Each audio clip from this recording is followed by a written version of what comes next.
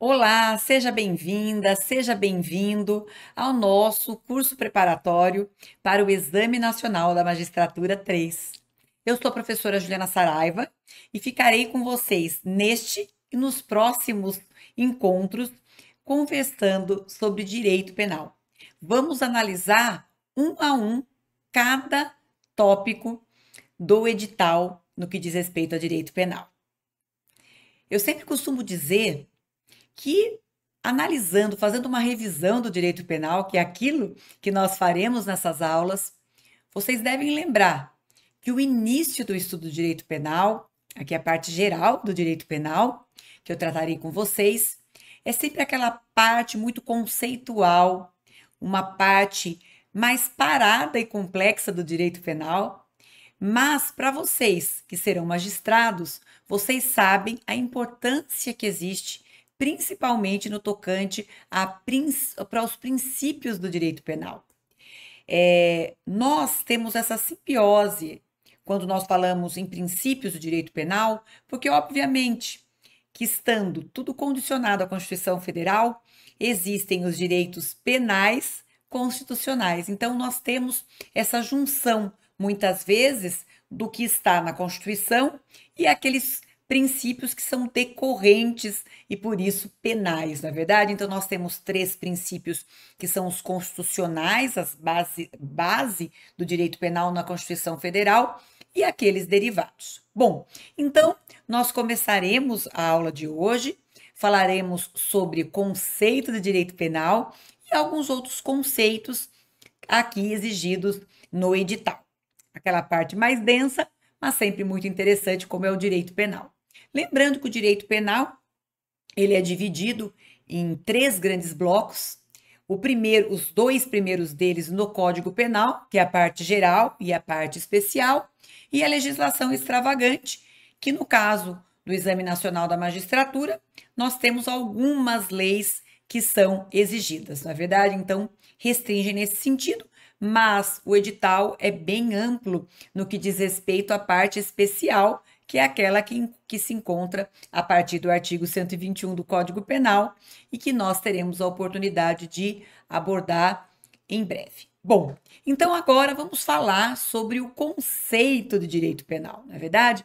Nós sabemos que o direito penal, ele é um ramo do direito público, então é aquele ramo em que nós temos o Estado e, obviamente, a relação que nós temos com a questão do direito privado. Então, aquela questão dessa linha vertical quando o assunto é ramo do direito público. Então, o direito penal, ele é um ramo do direito público. Vou compartilhar aqui com vocês a tela.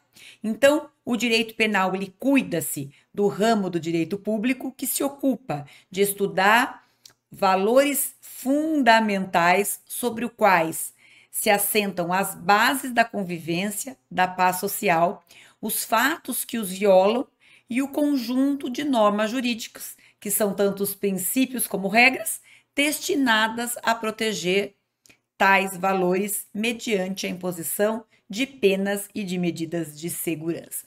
Então, nós sabemos que, na realidade, nós temos aqui o direito penal como aquele ramo do direito público que vai regulamentar todas aquelas condutas que acabam atacando os bens jurídicos da sociedade. A gente sabe, logo mais nós abordaremos isso, que a finalidade precípua do direito penal é a proteção dos bens jurídicos, e aqui já fazemos, inclusive, salientamos os bens jurídicos mais importantes da sociedade, pelo menos assim deveria ser, né? Pensando naquele caráter fragmentário, pensando na questão da subsidiariedade.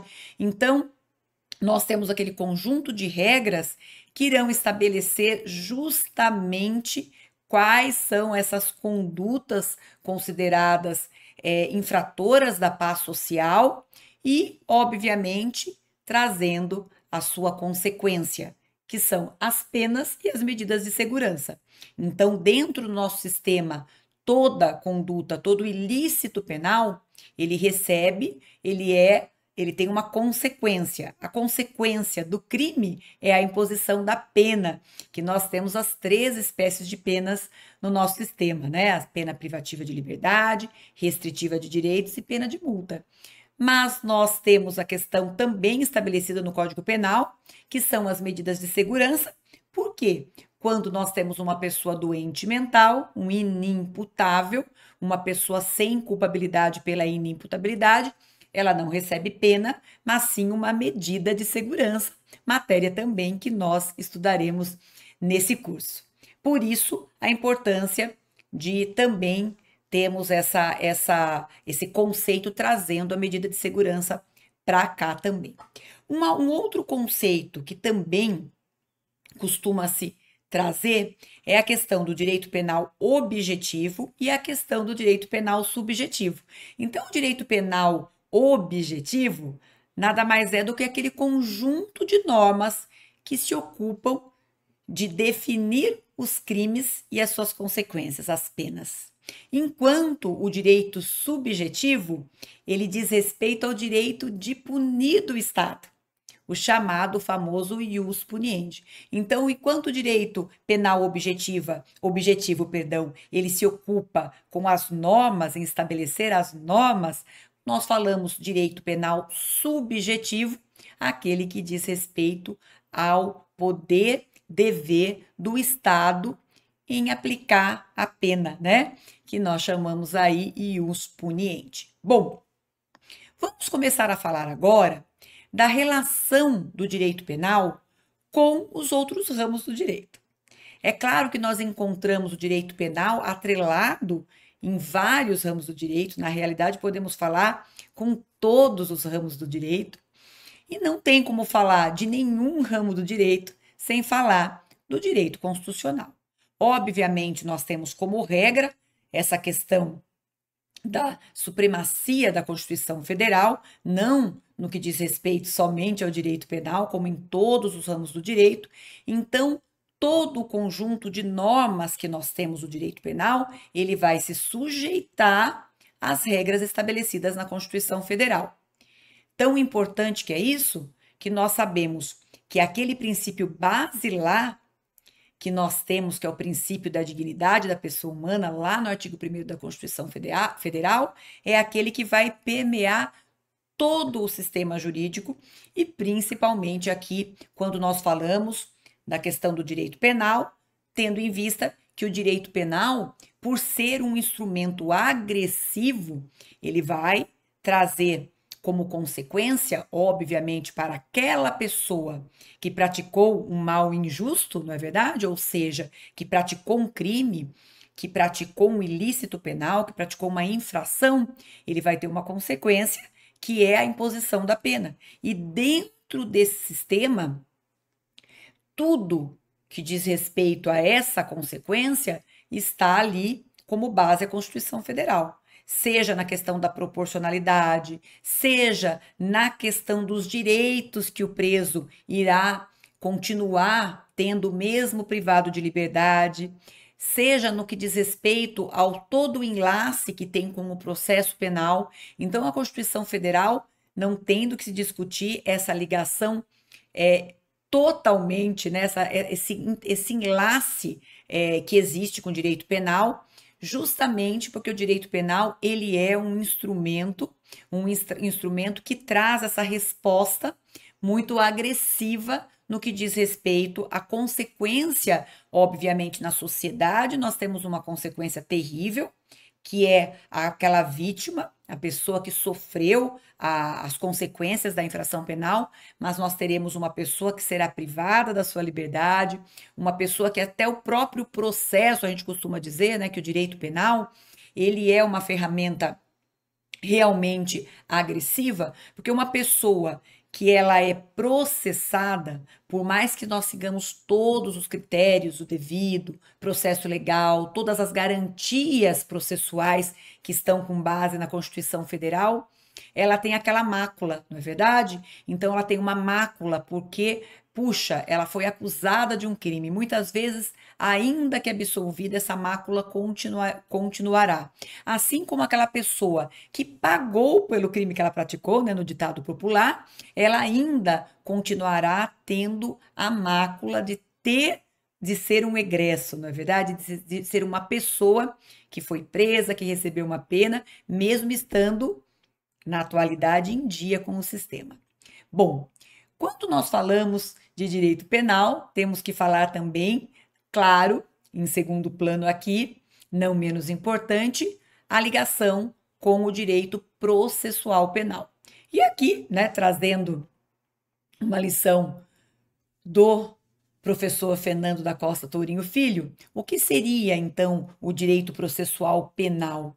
Conjunto de normas e princípios que regulam a aplicação jurisdicional do direito penal objetivo, a sistematização dos órgãos de jurisdição e respectivos auxiliares, bem como a persecução penal. Ou seja, ainda que nós tenhamos no direito penal tudo aquilo que está regulamentando, que está estipulando, que está trazendo todas as características, normas e estabelecendo quais são as condutas consideradas como crimes, consideradas como contravenções penais, para que uma pessoa que praticou um crime, ela possa receber a resposta do Estado na aplicação do ius puniendi.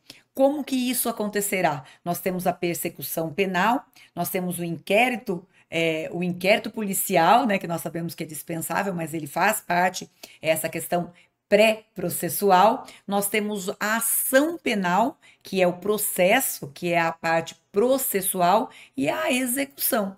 Tudo isso, né, todo esse caminhar que nós temos, todas essas regras pré-estabelecidas para que o Estado possa aplicar o ius puniendi, está o quê? Estabelecido lá no Código de Processo Penal. Então, o Código de Processo Penal, na realidade, ele é justamente o conjunto de regras com que será, de fato, aplicado o direito penal. Então, sem dúvida nenhuma, o caminho sempre, nós estamos aí, o direito material ligado com a questão processual, não é verdade? Bom, daí vamos falar sobre o direito civil. Bom, nós sabemos que o direito civil, pensando aqui em direito privado, nós temos muitas diferenças estabelecidas entre um ilícito civil, um ilícito penal, inclusive as consequências que existem. É muito diferente uma pena, né? Quando nós temos uma infração penal, qual é a resposta estatal para aquilo? Então, a pena, quando nós pensamos aqui no direito penal, a consequência como pena, ela tem características que não existem no direito civil, não é verdade? Dentre elas, a própria questão de que a pena ela é pessoal, ela não vai se transferir para, por exemplo, para o herdeiro de caráter penal. Já quando nós falamos no direito civil, nós temos o quê? A responsabilização dos terceiros. Então, toda a sistemática, ela tem uma diferença. No entanto, obviamente que existe a conexão, essa ligação. Nós sabemos que quando uma pessoa ela é processada, por exemplo, ela praticou um crime de furto, e isso foi comprovado na seara penal. Então, nós temos uma sentença condenatória dizendo que Tício praticou um crime de furto. Não tem como esse furto ser rediscutido numa questão aí de reparação de danos. Por quê? Uma sentença condenatória, quando nós falamos de uma sentença penal, o que acontece? Ela é um título judicial para a execução dos danos, não é verdade? Então, nós temos a ação civil ex delito e toda a reparação que nós temos em relação ao crime, ela tem essa ligação com o direito penal, sem dúvida nenhuma. Então, quando nós temos uma sentença condenatória, perdão, ela interfere diretamente nas consequências do direito civil, mas tem essas peculiaridades, essas eventuais diferenças, né? Quando nós pensamos, um pai não responde, né, não responde por uma medida socioeducativa praticada pelo filho, mas a responsabilidade civil pelos seus filhos que têm menos de 18 anos, isso existe no direito civil. Então, embora em vários pontos a gente tenha essa ligação, principalmente no que diz respeito, obviamente, à responsabilização, é a questão do que diz respeito à reparação do dano, mas as diferenças existem ainda que em alguns momentos existam esses pontos de conexão, não é verdade?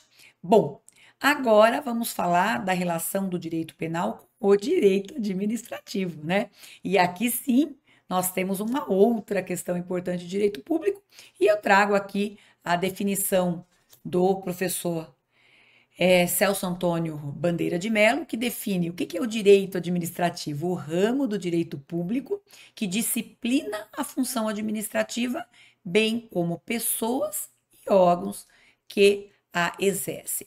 O direito penal, ele tem, então, essa conexão com o direito administrativo, né? Claro que aqui nós temos vários pontos de conexão e alguns que eu trago para vocês que são muito importantes. Primeiro, inclusive muito, né, cobrado em todas as provas, seja aqui do Enem, seja nas questões da magistratura, qualquer outro concurso público, o que nós temos foco no direito penal na parte especial?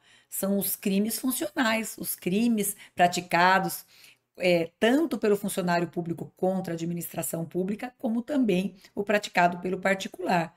Então, nós temos aí essa ligação, né, muito grande do direito penal com o direito administrativo, no que diz respeito a essas questões dos crimes praticados contra a administração pública. E também nós temos outras situações que encontramos essa ligação, como, por exemplo, nós temos os efeitos extrapenais da condenação, de perder o cargo, a função, o mandato eletivo, e também relacionado com penas restritivas de direitos, que é na proibição do exercício de tais atividades. Logo, o direito penal ele encontra em várias situações essa ligação com o direito administrativo. E também revisando aqui, que nós temos aquela espécie de norma, importante de a gente fazer uma revisão da norma penal em branco, que é aquela norma penal que é carente de uma complementação, ela tem uma lacuna. Mas essa lacuna não foi de um esquecimento do legislador, tampouco fere a questão da taxatividade, ela foi feita de maneira proposital. Por quê? Nós temos duas situações em que acontecem aqui a norma penal em branco. A chamada homogênea, em que a lei é complementada por lei, então é o mesmo tipo de instrumento, né? Então, por exemplo, o Código Penal, complementado pelo Código Civil, e o exemplo mais clássico diz respeito aos impedimentos do matrimônio, do casamento, não é verdade? Que nós encontramos lá no Código Civil para existir a tipificação do crime no Código Penal em relação aos impedimentos, e também nós temos as situações que nós chamamos norma penal em branco heterogênea, que a lei é complementada por outra espécie de ato normativo. E isso acontece muito com os atos administrativos, quando nós falamos o exemplo aí que nos chama muita atenção, é a lei de drogas, né? Então, a lei 11.343 de 2006, a lei de drogas, nós sabemos que podemos ler a lei inteira. Nós não sabemos o que é droga através da lei. Ela é complementada pela portaria, né, que trará quais são as condutas, quais são as substâncias, perdão, consideradas como drogas. Sem isso não existe como saber qual é, né? Quais são esses crimes, porque depende dessa complementação. Então, aqui é mais um exemplo da importância do direito administrativo, aqui fazendo a conexão com o direito penal. E um outro exemplo interessante, quando nós falamos, né, de norma penal em branco heterogênea, que também é uma portaria, quando nós falamos do crime de omissão de doenças cuja notificação é compulsória. Olhando o artigo que descreve esse crime da omissão de notificação, nós não sabemos quais são essas doenças cuja notificação é compulsória. Também precisamos olhar na portaria para termos quais são essas doenças em que poderão trazer como consequência ao médico, aqui um crime próprio, né, somente praticado pelo médico, quando uma vez que ele tenha ali o atendimento àquele paciente, ele deixa de comunicar o órgão responsável, certo? Bom, seguindo aqui, direito tributário. O direito tributário também tem ligação com o direito penal. E aqui trazendo também um conceito de direito tributário, Paulo de Barros Carvalho, é o ramo didaticamente autônomo do direito, integrado pelo conjunto das proposições jurídicas normativas que correspondam, direta ou indiretamente, à instituição, arrecadação e fiscalização de tributos. Então, aí, relembrando o que é o direito tributário. E o direito tributário, que está aí, né, conectado ao direito penal, obviamente, por também estar ligado ao direito público, mas quando nós temos o quê? Os crimes tributários. Então, os crimes tributários que estão lá previstos na Lei 8.137 de 90, lá nós temos a definição desses crimes, não é verdade? Tendo essa ligação aí realmente com o direito penal, quando nós falamos dos crimes tributários. Então, esses são algumas das ligações, obviamente também tem a questão do direito internacional, dos tratados internacionais, que nós sabemos que aqui ela é considerada como uma norma, não é verdade? Inserida dentro do nosso ordenamento jurídico, com todas as regras que nós temos dos princípios, toda a força, né, que tem de uma lei ordinária. E também temos o direito de trabalho, inclusive relacionado aqui com os delitos, né, que estão previstos no Código Penal, relacionados com o trabalho. Enfim, o direito penal está conectado com todos os ramos do direito, a questão do direito ambiental, os crimes ambientais, mas esse daí já trouxe de maneira específica, relembrando situações bem mais específicas, né? Bom, continuando seguindo a nossa questão aqui sobre todos os conceitos que são pedidos no primeiro tópico, quando nós analisamos o edital, diz respeito ao que é dogmática penal, né? O que nós temos aí com a questão de criminologia, política criminal. Então, vamos falar rapidamente sobre esses conceitos.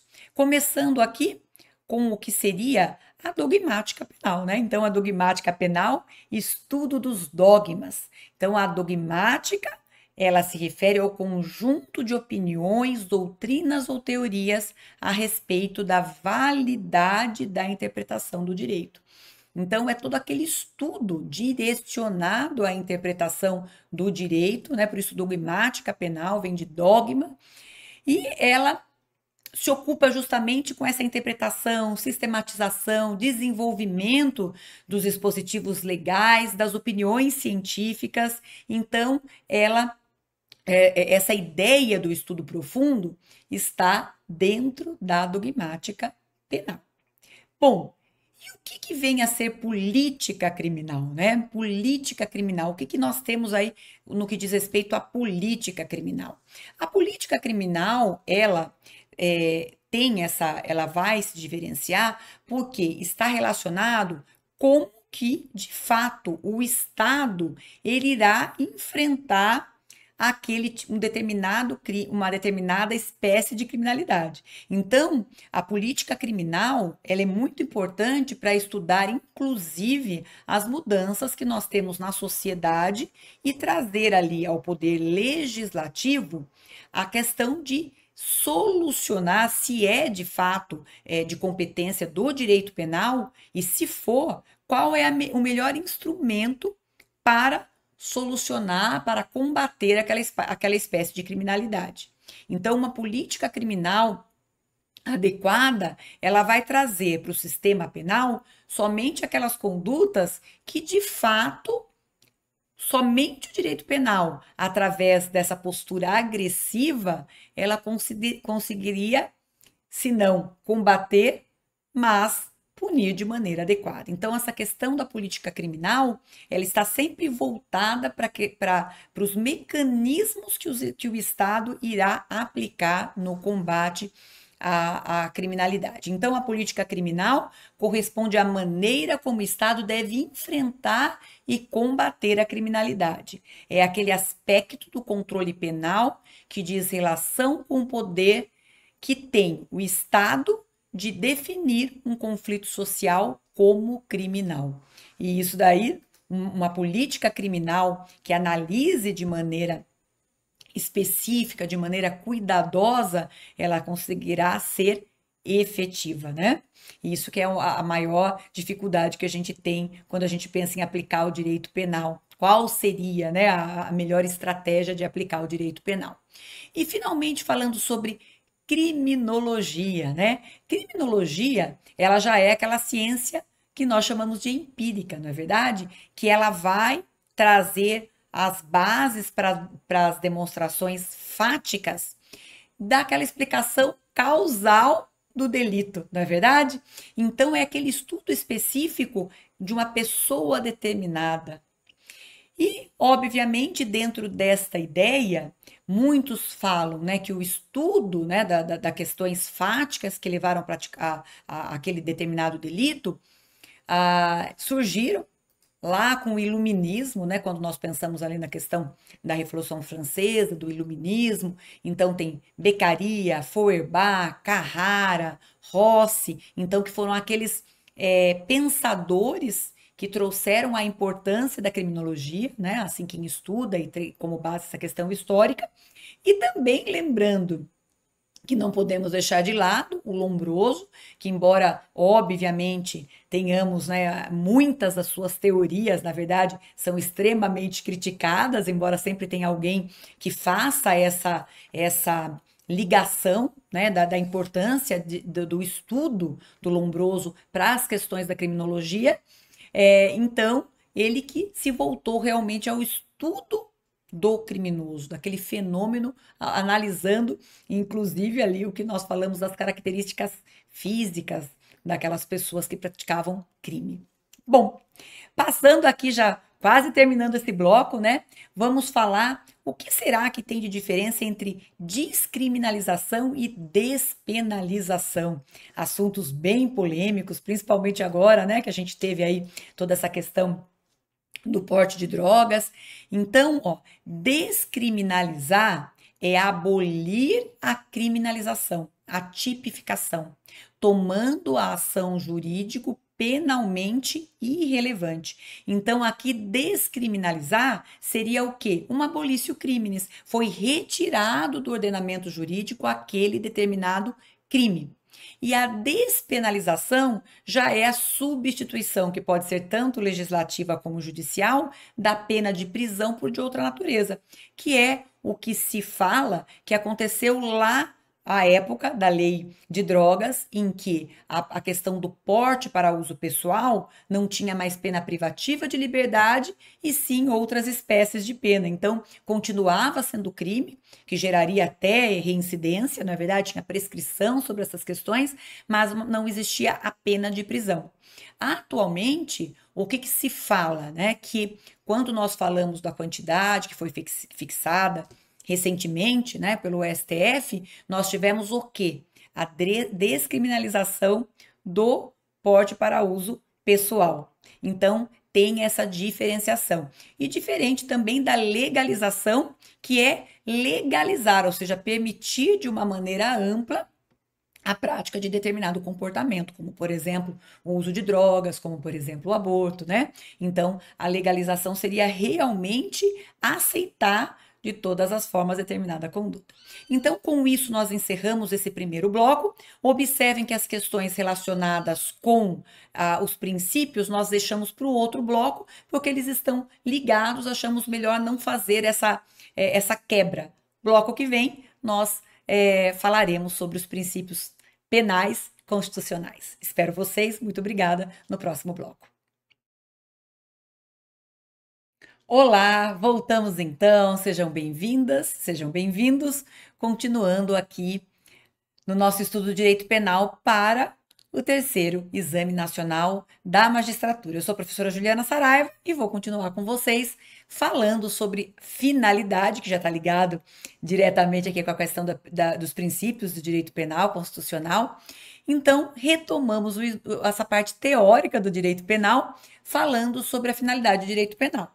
Bom, O direito penal, né, já para quem estudou o direito, a gente já sabe que o direito penal, qual é a finalidade do direito penal? E daí está ligado com o famoso princípio da exclusiva proteção dos bens jurídicos. O direito penal, qual é a finalidade do direito penal? É a finalidade de proteção dos bens jurídicos mais relevantes da sociedade. Então é muito interessante, porque depois a gente, obviamente, dentro de um sistema em que tudo está descrito como crime no direito penal, a gente fica pensando qual será que é o bem jurídico que não é considerado relevante para a sociedade, tendo em vista que o nosso direito penal, ele abarca praticamente todos os tipos de bens jurídicos, não é verdade? Mas a finalidade principal do direito penal é a proteção do bem jurídico.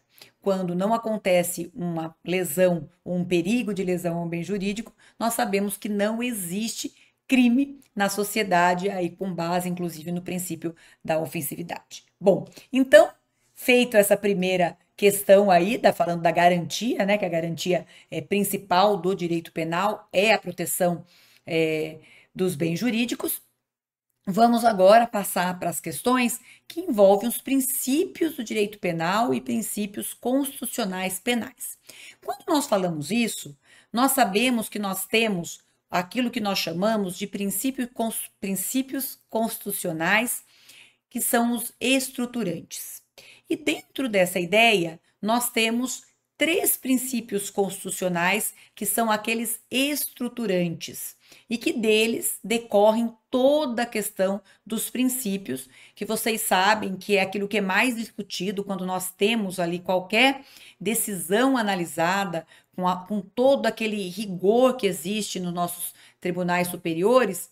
Na maioria, né, das vezes, o que se discute muito, na realidade, é a questão dos princípios. E os princípios basilares constitucionais ligados com o direito penal são esses 3 que agora eu coloco aqui para vocês. O princípio da dignidade da pessoa humana, que está lá na Constituição Federal, artigo 1º, inciso 3.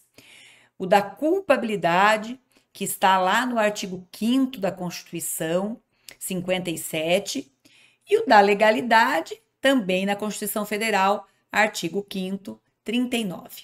Bom, esses são os princípios basilares do direito constitucional penal. Bom, o princípio da dignidade humana, nós sabemos que ele é uma base democrática, é uma garantia que nós temos de que todo o nosso sistema penal, na verdade, a gente fala penal, porque estamos falando do direito, mas enfim, todos os ramos do direito penal, e aqui falando especificamente sobre o direito penal, ele tem como base, ou seja, o respeito ao ser humano, da dignidade, ou seja, tanto no que diz respeito daquela sociedade que, obviamente, houve a infração e tirou aquela paz social com o ilícito e, obviamente, exige uma resposta estatal. Então, nós temos o lado dessa questão social, a questão da vítima, obviamente, que tem que ser amparada. E aí, imaginando que, dentre, né, os nossos direitos da pessoa humana, tem a questão social, a questão da paz, da segurança. No entanto, também, uma vez que o Estado traga a resposta ao crime, aquela pessoa que praticou um crime, ela também tem que ter dentro do sistema penal a dignidade humana que estará ali preservada. Então, nós falamos que isso daí está tanto relacionado com a questão de proibição de incriminação de condutas que são socialmente inofensivas, na verdade, o direito penal, ele está a serviço da humanidade, não o contrário, e também a vedação de tratamento degradante, cruel, de caráter vexatório. Então, tendo aí como base esse princípio democrático, que é o mais aí importante que nós falamos, né, o princípio da dignidade da pessoa humana. E nós tivemos aí, claro, que o que não faltam são decisões emblemáticas do STF, quando nós falamos em princípio da dignidade humana. Eu trouxe alguns somente para vocês, né? Que é a questão da prisão domiciliar, que já foi concedida a paciente em grave estado de saúde, a prisão domiciliar, dentro da sistemática da execução penal, ela só era permitido, obviamente, em casos excepcionais, em que se tratava de pessoas que estavam no direito ao regime aberto, e dentro de algumas circunstâncias específicas, idade, doença, gestante, daí isso foi estendido, como nós temos inclusive em súmula vinculante, sobre a questão do caos que aconteceu dentro que acontece dentro do nosso sistema prisional, e daí nós temos outro, inclusive, julgamento com base no princípio da dignidade da pessoa humana, e com isso, toda vez que existe falta de vaga no regime aberto, que é o que acontece praticamente 100% dos casos, é garantido a prisão domiciliar, mas nessa decisão, entre essas decisões em que fala de prisão domiciliar, não era a situação específica de um regime aberto, no entanto, houve essa decisão no sentido de que a doença da pessoa deixou essa pessoa tão fragilizada que dentro do sistema não tinha possibilidade de tratamento, né? Então era impor um sofrimento, dores lancinantes, e com isso nós temos a questão da dignidade da pessoa humana ali respaldando a prisão domiciliar. Reconhecimento da inconstitucionalidade da proibição da substituição da pena privativa de liberdade por alternativa no crime de tráfico de drogas. Então, lá dentro da legislação, nós sabemos que a legislação, no que diz respeito ao combate às drogas, assim denominada, dentre elas, veda, né, a questão da substituição das penas restritivas de direitos. Então, uma vez que, mesmo que se encaixasse naquele rol das restritivas de direito, não poderia ser substituída. No entanto, isso foi derrubado justamente pelo princípio da dignidade da pessoa humana, ou seja, se ela se encaixa nos requisitos em que a privação da liberdade não é algo essencial, não é algo indispensável, por que não conceder esse tipo de benefício somente com base na questão da gravidade, né, da gravidade em abstrato do crime, do tráfico de drogas? Então, seria uma medida em que a política criminal teria errado, né, a forma do Estado reagir. E isso é sempre muito debatido, seja nas questões de crimes hediondos, que nós tivemos lá no passado também, que vedava a progressão. Hoje nós continuamos com discussões, inclusive recentemente, quando a gente teve aí o chamado pacote antifeminicídio, que obviamente por ser novo ainda vai nos trazer muitos debates, mas dentre eles essa questão também da questão da progressão acima mesmo sendo primário, acima de 55%, e outras situações que poderão, ainda não foram, mas surgir a questão aí do princípio da dignidade da pessoa humana, imaginando o sistema penal, a questão do cumprimento da pena como algo padronizado, né?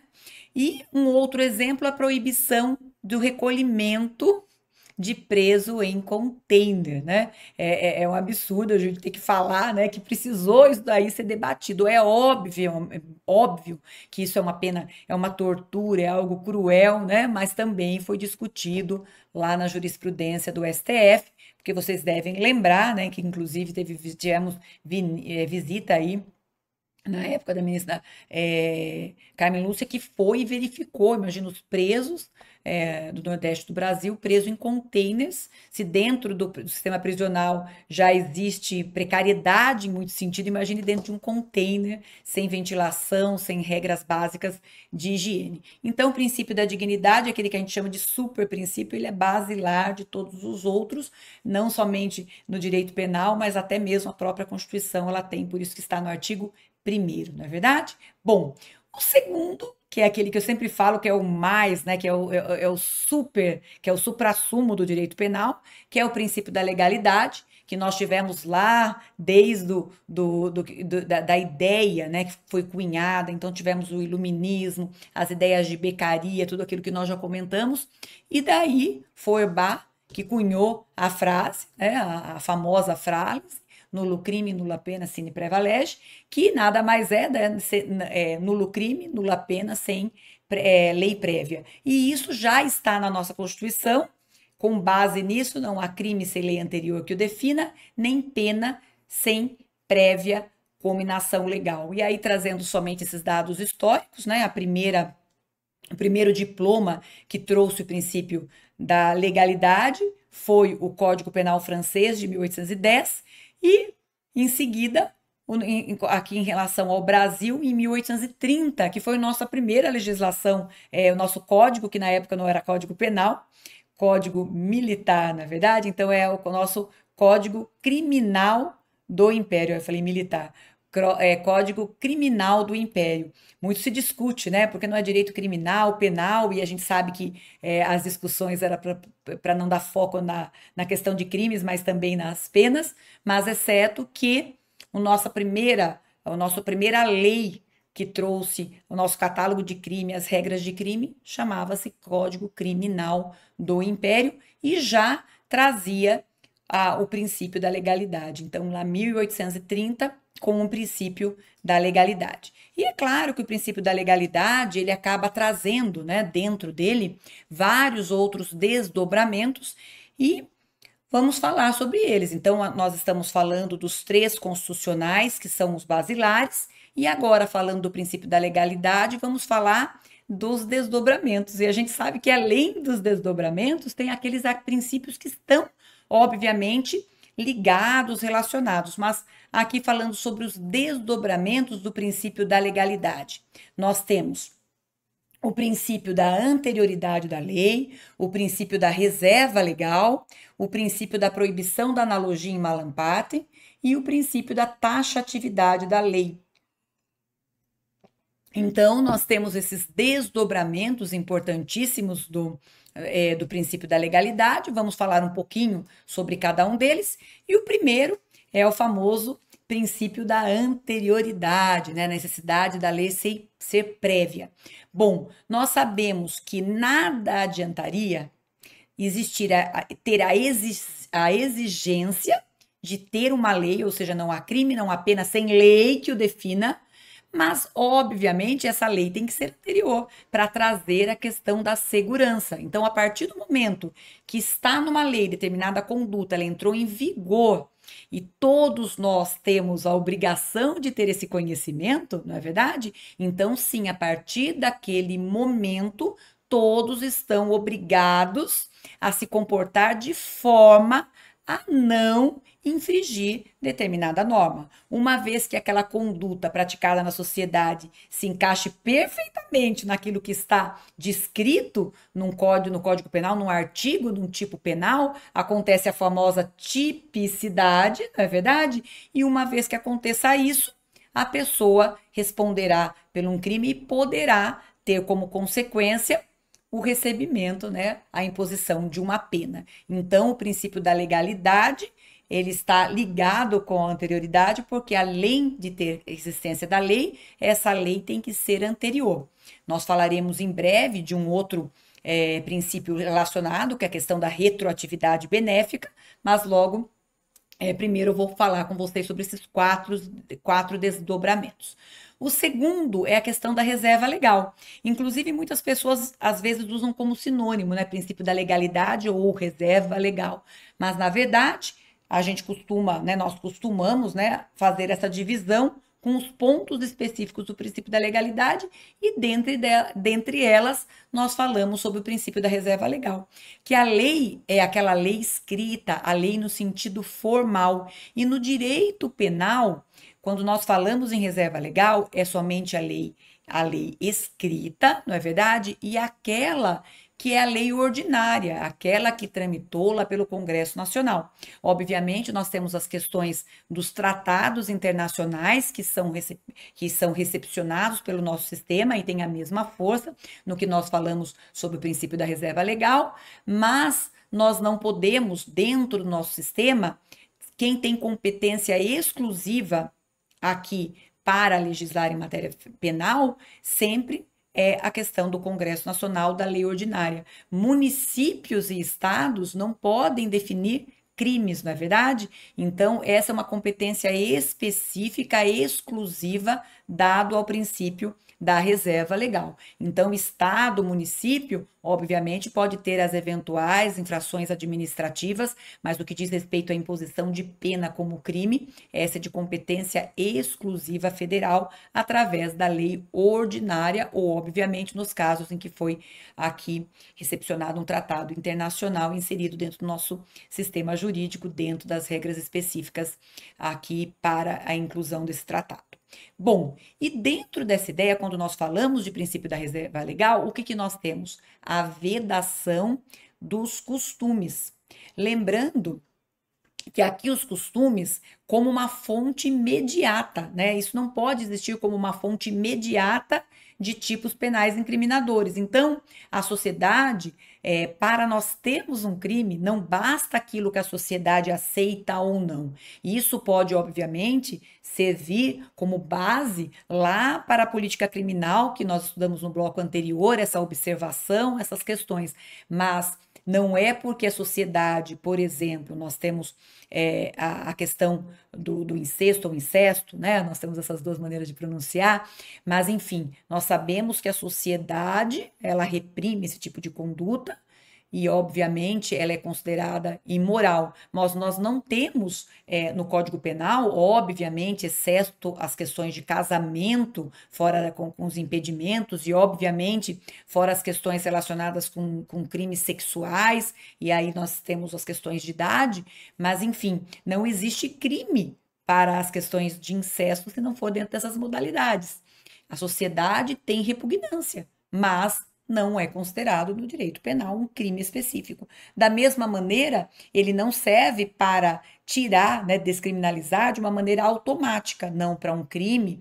Bom, tudo bem, é um costume da sociedade, isso se aceitou determinada conduta e com aquela regra da adequação social, então ela serviu para a política criminal e agora tem que ser revogada, né? Tem que ser revogada. Então, o costume, ele não tem essa questão de trazer como fonte imediata. Agora, é claro que ela pode servir tanto para a política criminal, no momento de descriminalizar, despenalizar, e ela também pode ser importante para a interpretação. E aqui o exemplo clássico é do ato obsceno.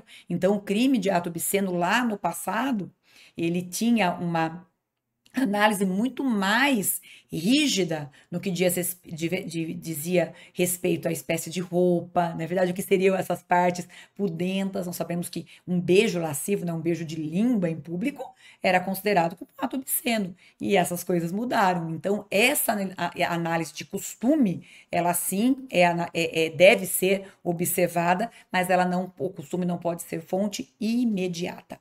O próximo princípio, aqui, né, é ligado ao princípio da legalidade, é a proibição da analogia, e aqui é importante nós relembrarmos que a analogia, ela é aquele método de integração do ordenamento jurídico em que se aplica uma regra existente para solucionar caso concreto semelhante, para o qual não tenha havido expressa regulamentação legal.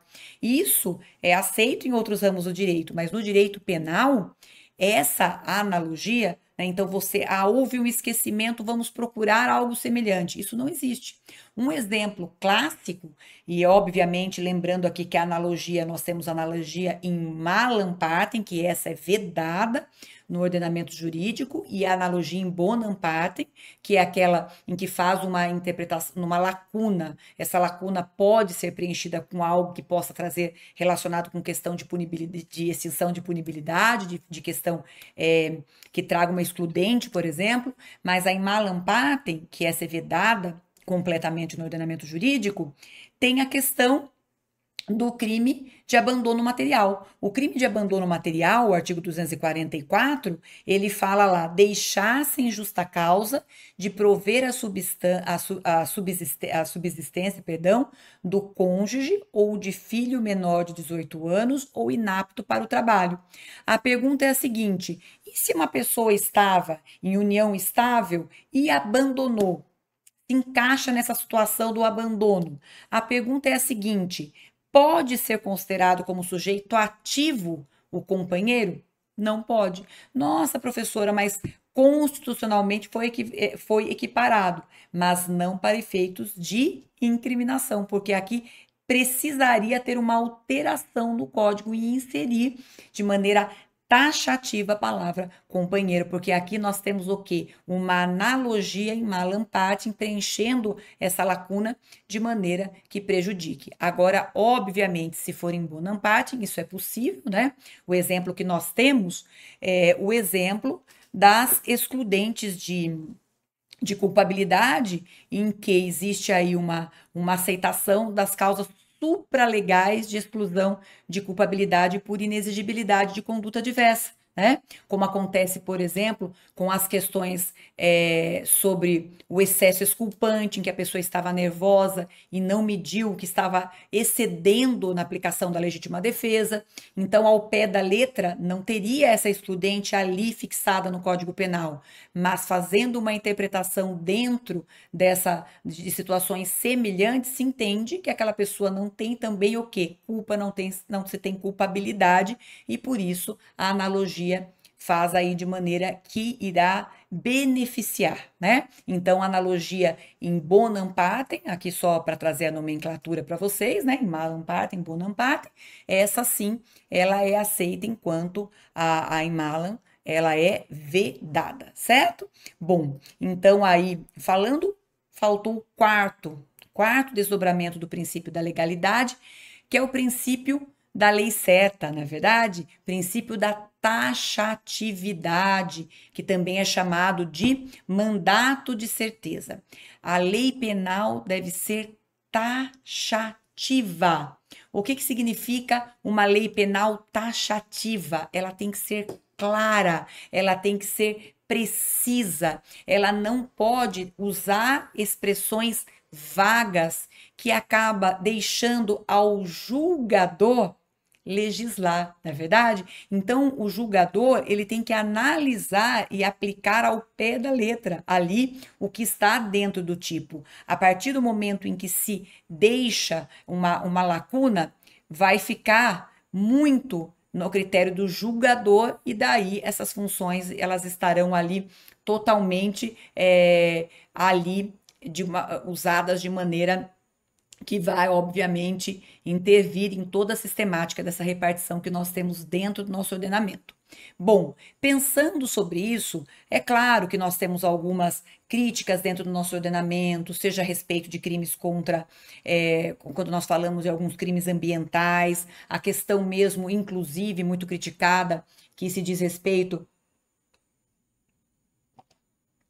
ao regime disciplinar diferenciado, em que deveria existir um rol mais taxativo, mas aqui, de maneira histórica, nós temos o Código Alemão de 1935, que é usado como praxe como exemplo, né? Será punido quem comete um ato que a lei declara como punível ou que merece pena de acordo com a ideia fundamental da lei penal e de acordo com o sentimento sadio do povo. Olha, né? Ou seja, a gente lê e não consegue entender qual é esse crime, né? Qual é esse crime? Qual seria esse tipo de conduta? Então, fica de uma maneira muito que passa para o julgador aquela situação do que ele pensa sobre aquilo, e a pessoa que está praticando o crime sequer sabe ao pé da letra o que vem a ser. Então, essa necessidade que a lei seja o mais clara possível. E falando do terceiro princípio constitucional, o princípio da culpabilidade, então nós falamos dos desdobramentos, e agora o terceiro, que é o da culpabilidade, pensando nos constitucionais. Quando nós falamos dos princípios constitucionais, o da culpabilidade já está previsto lá de maneira bem clara. Na Constituição, artigo 5º, ninguém será considerado culpado até o trânsito em julgado da sentença penal condenatória. E aqui, dentro da Constituição Federal, nós temos a questão, obviamente, processual, mas trazendo a análise dentro do direito penal, nós sabemos que existe a culpabilidade, e a culpabilidade, ela tem elementos, não é verdade? Então, quando uma pessoa, ela se encaixa em uma excludente de culpabilidade, né, que é a questão da coação moral irresistível, a questão do erro de proibição, né? O que nós temos aí também? A questão do desconhecimento da antijuridicidade no erro de proibição. O que acontece dentro dessa obediência hierárquica? São situações que excluem a culpabilidade. Se não tem culpabilidade, não tem a questão do crime, né? Para alguns a pena, enfim, dependendo da corrente seguida sobre a questão de pena ou crime como excludente de culpabilidade. Então, esses são os três princípios, e agora, obviamente, com base, né, no princípio da legalidade, todos os princípios, nós temos aqueles todos que são decorrentes e que vamos falar nesses últimos 5 minutos de uma maneira um pouco mais rapidinha, né? O primeiro dela, princípio da retroatividade benéfica. Esse nós teremos oportunidade de falar de maneira específica ao falar sobre lei penal no tempo, mas nós sabemos que a regra é que a lei penal é irretroativa, ela não volta, ela entra em vigor e caminha para frente. No entanto, ela será retroativa, que é a retroatividade benéfica, quando ela beneficiar o réu. Mas sobre isso nós falaremos de uma maneira bem específica logo mais. O famoso princípio da insignificância ou da bagatela, condutas causadoras, olha, condutas com um M ali, gente, na hora de digitar, coloquei errado. Causadoras de danos ou perigos ínfimos aos bens penalmente protegidos são considerados atípicas, né? Materialmente atípicas. Então, quando nós temos aí o princípio da insignificância, a gente sabe que não vai mover todo o sistema jurídico para tratar daquelas condutas ínfimas, né? Como um furto de uma manteiga, de uma melancia. E aqui, falando sobre o princípio da bagatela, STF, a insignificância penal expressa um necessário juízo de razoabilidade, a proporcionalidade de condutas que, embora formalmente encaixadas no molde legal punitivo, substancialmente escapam desse encaixe. Então, tudo bem, subtrair uma manteiga, ela se encaixa no tipo penal de furto, mas até que ponto que, de fato, né, isso lesionou um bem jurídico tutelado. Então, por isso que nós falamos dessa questão da exclusão da tipicidade material. A formal existe, mas a material não existe, e por isso o princípio da bagatela. Lembrando que o STF ele estipulou quais são os vetores, né? Então, o que deve se basear para o reconhecimento da bagatela são esses 4: a ausência da periculosidade social da ação, o reduzido grau de reprovabilidade do comportamento, a mínima ofensividade da conduta e a inexpressividade da lesão jurídica provocada. Então, esses são os vetores, as bases, né, para que se possa reconhecer o princípio da insignificância ou da bagatela. Bom, o próximo princípio também bastante cobrado, quando nós falamos aqui, né? Quando nós falamos sobre a questão do princípio da intervenção mínima. O princípio da intervenção mínima, ele acaba, sempre quando nós falamos em intervenção mínima, a gente tem que pensar em 3 ideias, né? A primeira, chamado última ratio, que é a última saída. A subsidiariedade e a questão da fragmentariedade. Então, nós falamos em princípio da intervenção mínima de uma maneira generalizada, mas analisamos esses 3 outros princípios. Princípio da intervenção mínima significa o Estado deve usar o direito penal somente como última saída. Na verdade, quando outros ramos do direito não conseguiram resolver aquela situação específica. Então, o direito penal ele deve ser a última saída, a última ratio. Não foi possível resolver de outras formas, né? Daí nós aplicamos o direito penal. Então, houve um desrespeito contratual, usa o direito civil, né? Não existe necessidade de utilizar o direito penal. Bom, da mesma maneira que lá no passado, quando nós pensamos na questão do próprio crime de adultério que deixou de existir, puxa, naquela época não existiu divórcio. A partir do momento que houve o divórcio, resolve na esfera civil. Por isso, o direito penal ele tem que ser subsidiário, por isso o princípio da subsidiariedade, né? O direito penal ele tem que ser o quê? ele tem que só entrar em aplicação, né? Ou seja, na área, melhor dizendo, quando outras áreas do direito não conseguiram resolver aquela situação, tratar de uma maneira eficiente daquela situação. E falando aqui ainda conexo, né?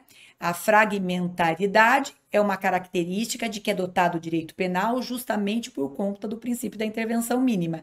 Significa que cabe ao direito penal atribuir relevância somente a pequenos fragmentos da ilicitude. E lembrando ainda da exclusiva proteção de bens jurídicos, deveriam ser o quê?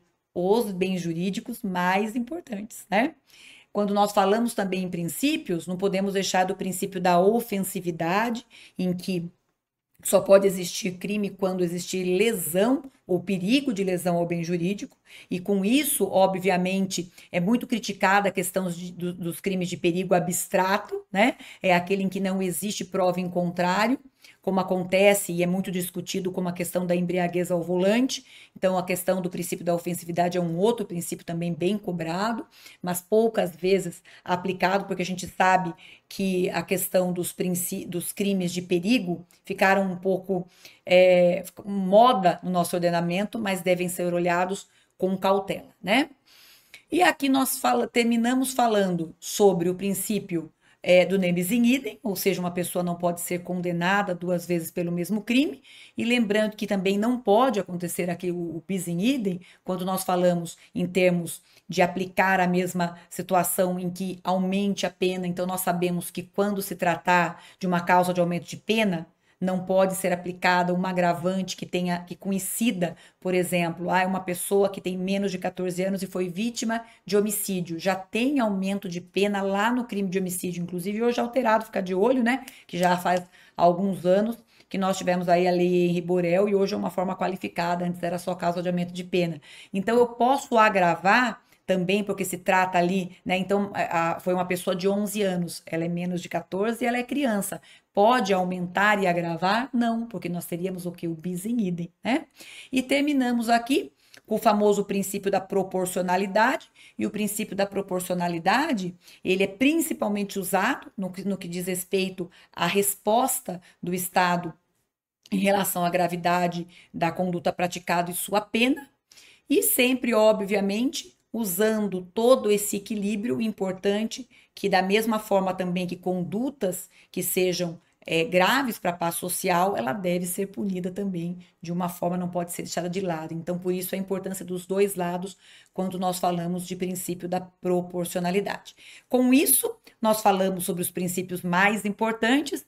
Obviamente, dentro de matérias específicas surgem outros princípios, quando nós falamos de pena, mas enfim, esses são aqueles mais cobrados, aqueles que a gente pode falar mais importantes, principalmente por conta dos desdobramentos do princípio da legalidade. Então, essa parte mais densa já superamos no primeiro e segundo bloco, e eu espero vocês então na próxima aula, que ainda vou ficar com vocês provavelmente mais uns 15 encontros falando sobre a parte geral do direito penal. Muito obrigada pela sua participação e até a próxima aula.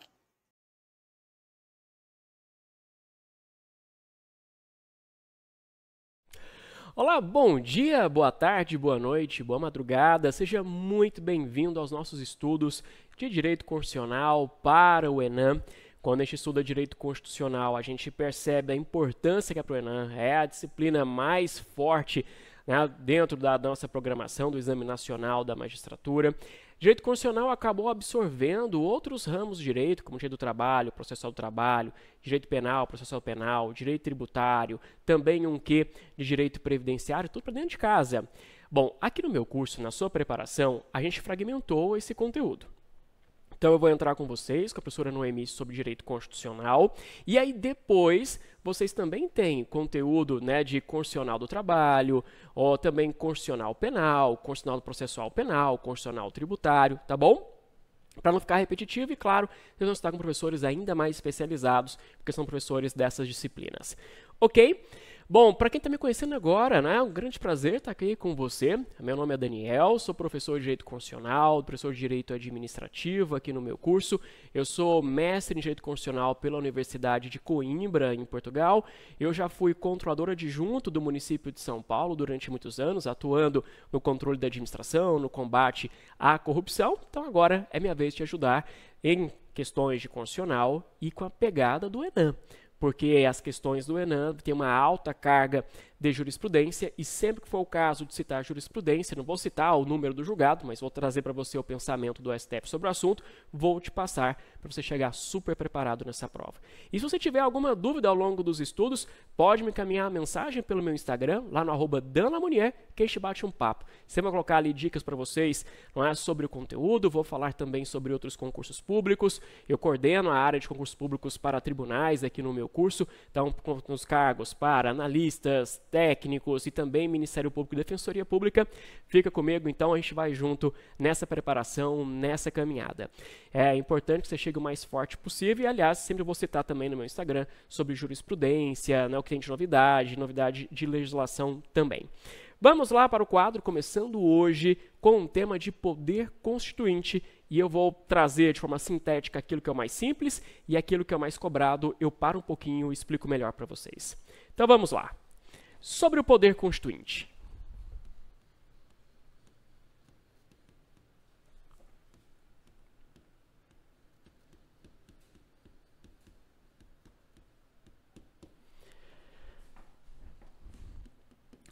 Um conceito bem rápido. Poder constituinte é o poder para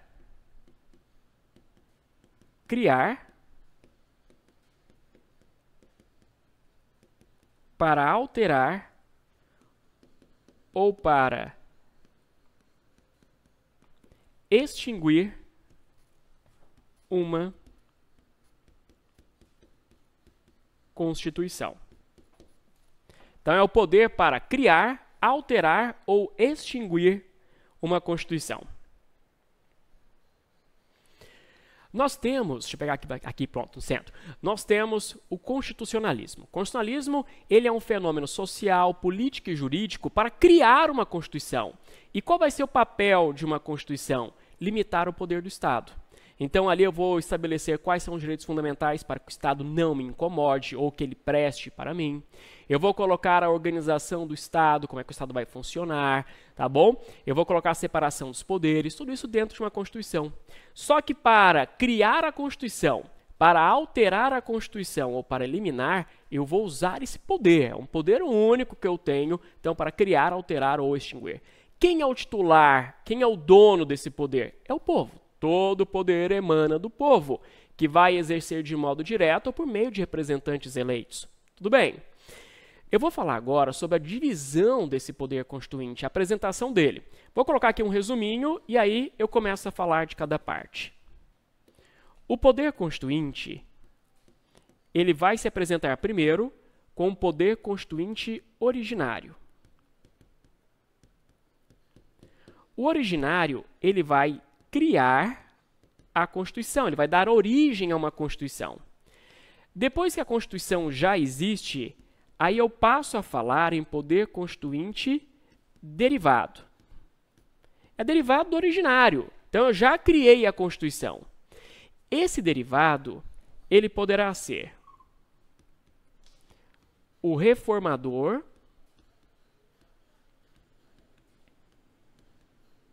ele poderá ser revisor, poderá ser o decorrente, poderá ser o difuso e poderá ser o supranacional. Poderá ser o supranacional. Eu vou começar falando do poder constituinte originário e depois eu falo com vocês do derivado. E vou entrando nos pontos de prova. Então vamos lá. Item 2. poder constituinte originário.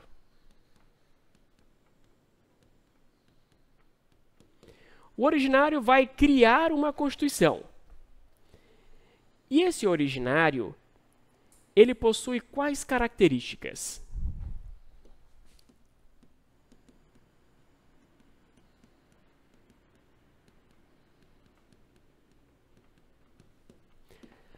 O originário, ele é inicial,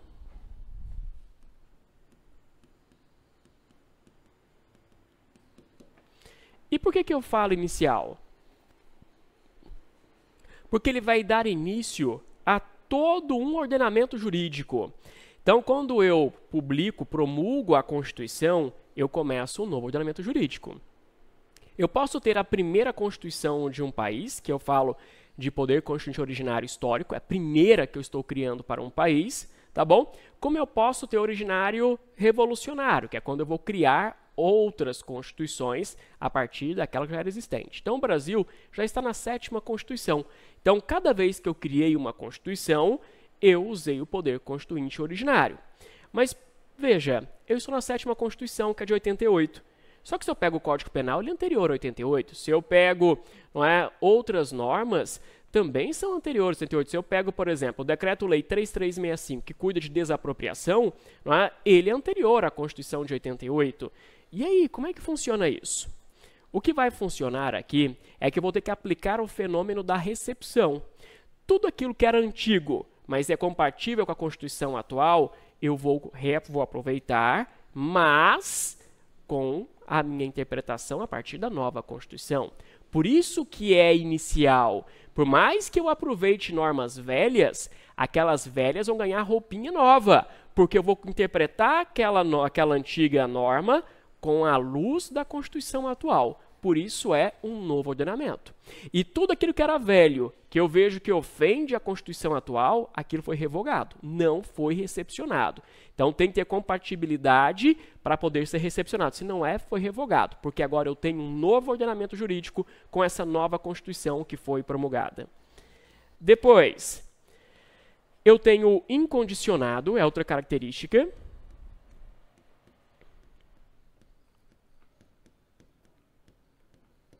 Incondicionado. O poder constituinte originário, ele não tem uma receita de bolo para poder ser utilizado. Se eu vou fazer uma reforma na Constituição, que é o nosso tema daqui a pouco, eu tenho o 3522, que é o telefone da PEC. Para aprovar uma PEC, eu preciso de pelo menos 3/5, que é o meu quórum de aprovação mínimo, em 2 turnos nas 2 casas do Congresso Nacional. Aí eu tenho receita de bolo. Mas se eu quiser criar uma nova Constituição, eu tenho receita de bolo? Não tenho. Eu posso fazer a nova Constituição a partir de uma Assembleia Nacional Constituinte com viés democrático, onde eu vou escolher os deputados que vão lá participar da criação desse novo texto, ou pode ser algo ditatorial. Então vem alguém agora que assume o poder, escreve uma Constituição e fala, tá aqui, ó, outorguei a Constituição. A nossa primeira Constituição foi assim. A nossa Constituição, a segunda com Vargas, também foi assim. Do regime militar, também foi assim. Foram 3 constituições impostas, onde simplesmente o governante da ocasião fez, tá lá, ó, toma aqui a Constituição. E as outras 4 constituições nossas, não, essas democráticas, que tiveram a participação por representantes do povo na criação. Ok? Então tá bom, é incondicionado. Outra característica é que esse poder constituinte, ele é latente. Então, latência ou permanência. Eu criei essa nova Constituição. Esse meu poder constituinte originário não acabou. Apenas vai adormecer à espera que em outro momento eu queira criar outra Constituição. Tá? Criou, dormiu, até o dia que tiver que criar uma nova. Outro ponto, e agora seria o ponto de prova. Esse poder constituinte, ele seria ilimitado. Ilimitado. Agora eu entro no problema que pode ser perguntado em prova. Tem a cara da FGV da nossa prova do Enem. Seguinte, eu posso rasgar a Constituição de 88 inteira e fazer uma nova totalmente diferente? Pela maioria da doutrina, sim, é possível. Então, eu poderia fazer uma nova, cortando, por exemplo, o direito à liberdade religiosa? Poderia. Poderia acabar com a liberdade de propriedade? Poderia. Então, a maioria da doutrina entende que sim. Então, cuidado quando alguém vem com uma ideia, temos que criar uma nova Constituição. É igual trocar técnico de futebol, como se fosse o técnico, muitas vezes, o problema. Não é o técnico, são jogadores que não funcionam, mas a gente quer trocar o técnico. E aí, isso acontece com a nossa Constituição. Volta e meia, alguém vira e fala, temos que mudar a nossa Constituição, temos que trocar, porque ela não presta. Quantas vezes eu já não debati com colegas, não professores de constitucional, por óbvio, mas com colegas, que vêm falar o seguinte, nossa Constituição é muito ruim, não é? Tem que fazer outra. Eu digo, não, a nossa Constituição é uma das melhores do mundo. O problema é a aplicação dela, mas que ela é uma das melhores do mundo, ela é uma das melhores do mundo. Tá bom, então voltando para cá. Não é? Daniel, mas você falou que é a maioria da doutrina. Tem gente que entende diferente? Tem. O próprio professor Canotilho, que foi meu professor do mestrado, foi só aluno da última turma de Canotilho, que, nossa, a humildade que o Canotilho me deu um livro dele, autografou o livro dele, dando pra gente, né, para os alunos. Um dia eu conto mais sobre essa história para vocês. Foi um ato muito bonito que me inspira como professor. Mas, voltando, Canotilho fala que para criar uma nova Constituição tem um teto. O teto seriam os tratados internacionais de direitos humanos celebrados por aquele Estado. Então, se eu vou trocar a Constituição do Brasil de 88, vou fazer uma nova, para fazê-la, eu tenho que respeitar todos os acordos internacionais de direitos humanos que o Brasil é signatário. Tá, e tem sentido. Agora, eu debati um Canotilho, né, em sala de aula falando sobre esse assunto. Eu falei, professor, quer dizer, lá você não pode falar professor, né? Eu falei, doutor Canotilho, eu sou doutor Canotilho, mas e se for um golpe, né, um golpe militar, ou qualquer tipo de golpe, né, um golpe de Estado? Deram um golpe, se tiveram a coragem, a audácia de dar um golpe, eles lá estão preocupados com tratados internacionais de direitos humanos? Então, realmente, num caso como esse, não vai respeitar. Se já deu um golpe de Estado, não vai respeitar tratado nacional, vai fazer uma nova Constituição naquilo que vier da cabeça da pessoa. Beleza?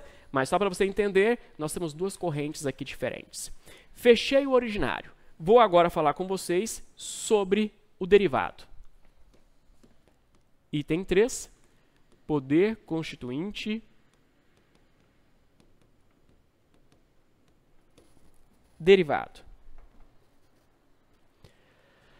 Sobre o derivado, vou colocar aqui no quadro.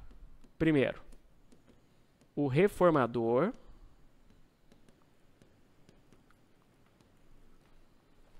o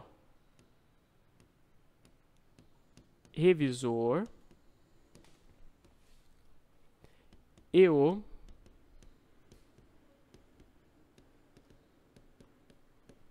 decorrente. O reformador, ele tem como foco alterar a Constituição Federal. Quer fazer uma reforma na lataria da Constituição Federal.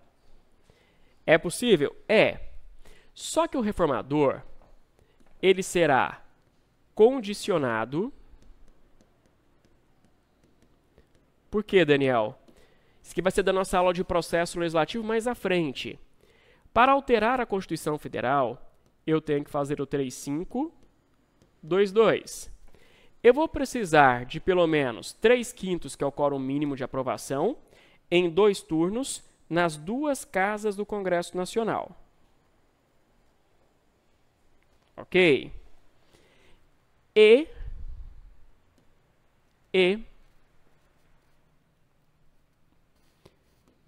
será limitado. Por que, Daniel, limitado?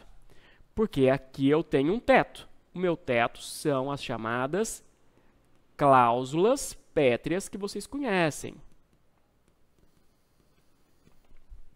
E nós iremos revisar lá na aula de processo legislativo. Lá na aula de processo legislativo. Tá bom? Então, só para lembrar, eu não posso abolir direitos individuais coletivos, não posso abolir a forma federativa, não posso abolir separação dos poderes, não posso abolir o voto direto, secreto, universal e periódico, tá bom? Então, não posso fazer emenda atentando às cláusulas pétreas.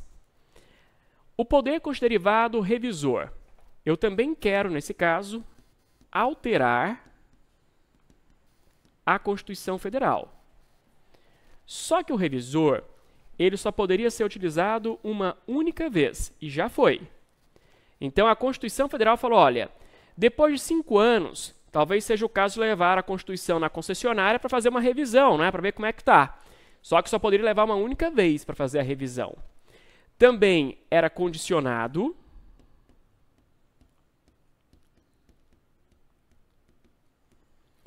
Nesse caso, eu ia precisar apenas de maioria absoluta.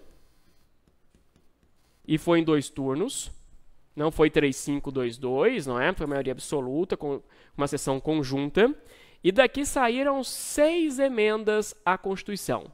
6, pronto, fechou.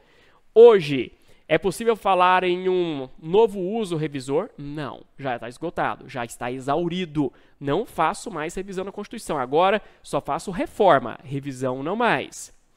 E o decorrente? Decorrente é importante, já caiu várias vezes em outras provas, então pode cair na sua prova do ENAM. Nesse caso, eu quero criar ou alterar Constituição Estadual. Criar ou alterar Constituição Estadual.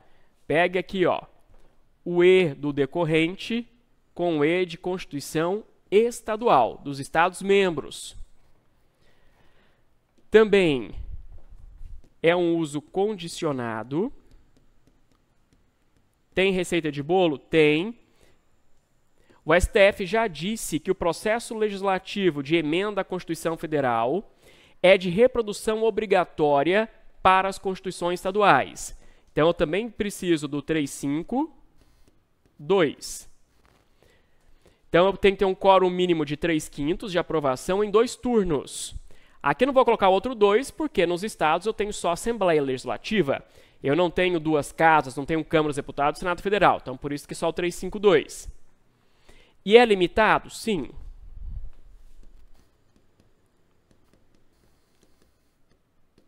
Aqui eu sou limitado pela Constituição Federal, incluindo as cláusulas pétreas. Então, a Constituição Estadual tem que ser criada seguindo a simetria da Constituição Federal. Eu não posso ofender aquilo que está na Constituição Federal. Por exemplo, a Constituição Federal fala para a gente que cabe ao presidente da República nomear os seus ministros de Estado.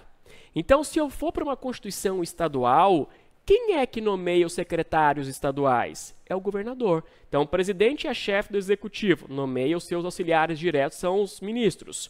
Vou para o estado, governador. Quem são os auxiliares diretos? Secretários estaduais. Então, por simetria, já sei como é que vai funcionar dentro do estado. Beleza? E tenho que respeitar as cláusulas pétreas também. Agora, a cara da FGV para o ENAM é o próximo poder constituinte derivado. Eu estou falando aqui do derivado difuso, também conhecido, não é, por realizar mutação constitucional. Nesse caso, o Poder Judiciário, em especial o Supremo,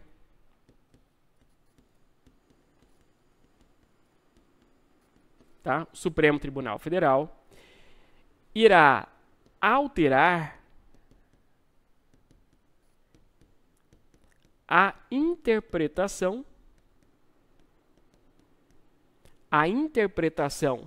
de dispositivos constitucionais, irá alterar a interpretação de dispositivos constitucionais sem alterar o texto. Sem alterar o texto. Eu só altero a interpretação da Constituição Federal. E são vários locais que isso aconteceu. Trazendo um, que vai até conversar já, né, com a nossa próxima aula, artigo 5º da Constituição. O artigo 5º diz que os direitos e deveres individuais e coletivos, lá no caput do artigo 5º, têm como destinatários os brasileiros e os estrangeiros residentes no Brasil. Mas veja, falou alguma coisa de pessoa jurídica? Não. Falou alguma coisa de estrangeiro de passagem no Brasil, está aqui de turista? Não. Falou de refugiado? Não.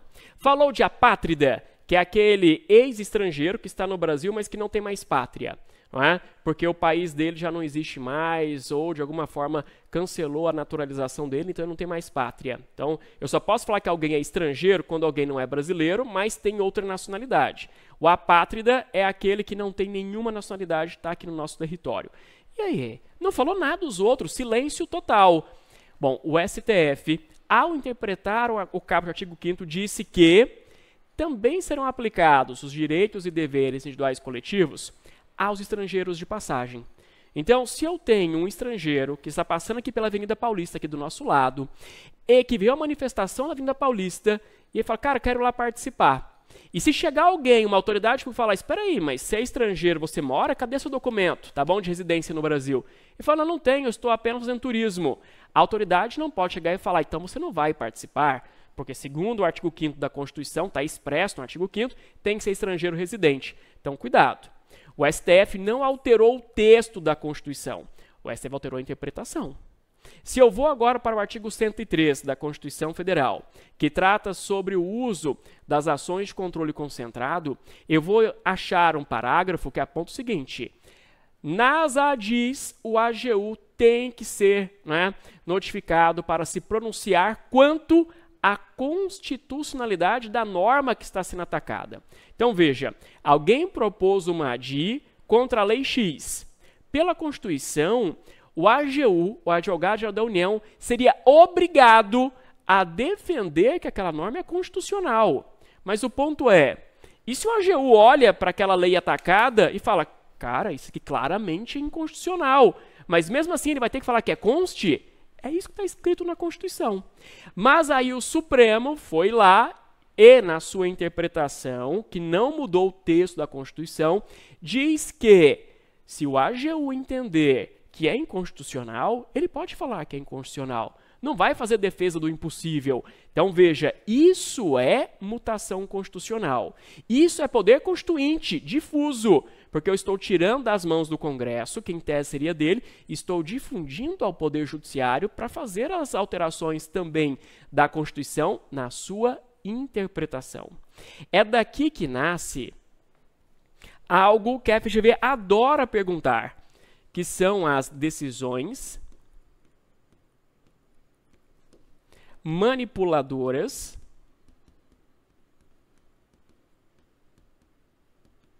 ou manipulativas, são dois sinônimos. Nesse caso, o Supremo está manipulando a interpretação sem mexer no texto, tá bom? Isso é ativismo judicial, isso é poder constituinte derivado difuso quando eu estou mexendo na Constituição.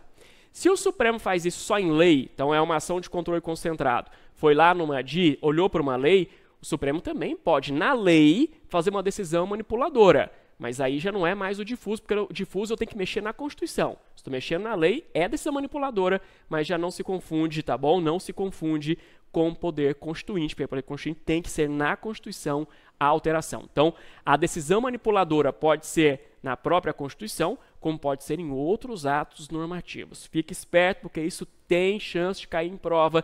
Decisões manipuladoras manipulam a interpretação. Beleza? Tá bom. Por fim, aqui mais difícil cair em prova, eu tenho poder constituinte derivado supranacional.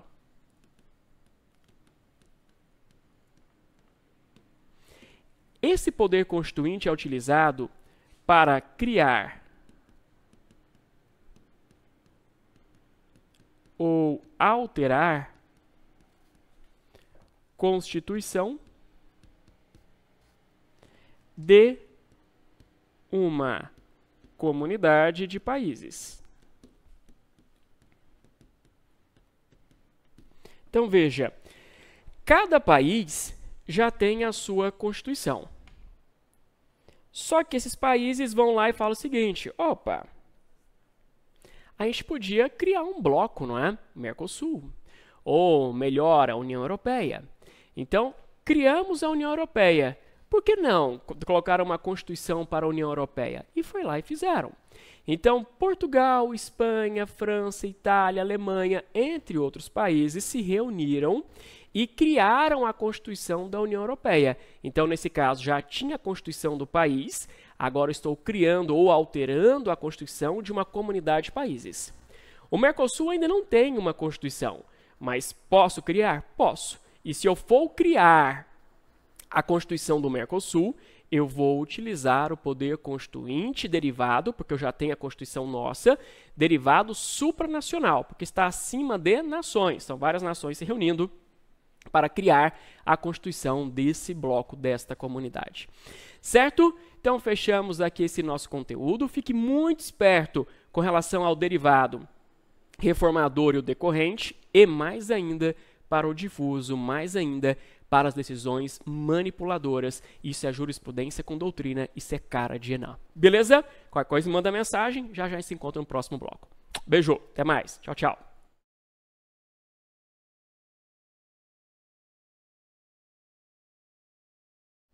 Bom, agora chegou a hora de estudarmos um dos temas principais pensando no Enem. Nós iremos estudar sobre os direitos e garantias fundamentais. Então, nós iremos estudar sobre o título 2 da Constituição Federal, que depois deságua, também no título 7, no título 8, quando fala sobre ordem econômica e quando fala sobre ordem social. Bom, eu vou precisar iniciar com vocês com uma abordagem mais teórica aqui, sobre uma teoria geral dos direitos fundamentais, para depois falar dos direitos individuais e coletivos, que eles representam apenas um dos braços dos direitos fundamentais. Então, vamos lá. Então, começando aqui por uma teoria geral.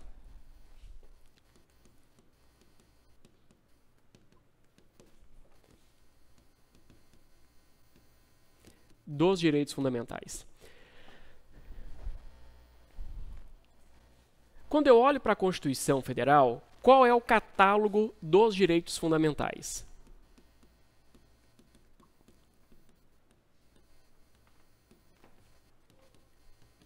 Na Constituição. Então, eu posso separar a respeito dos direitos e deveres individuais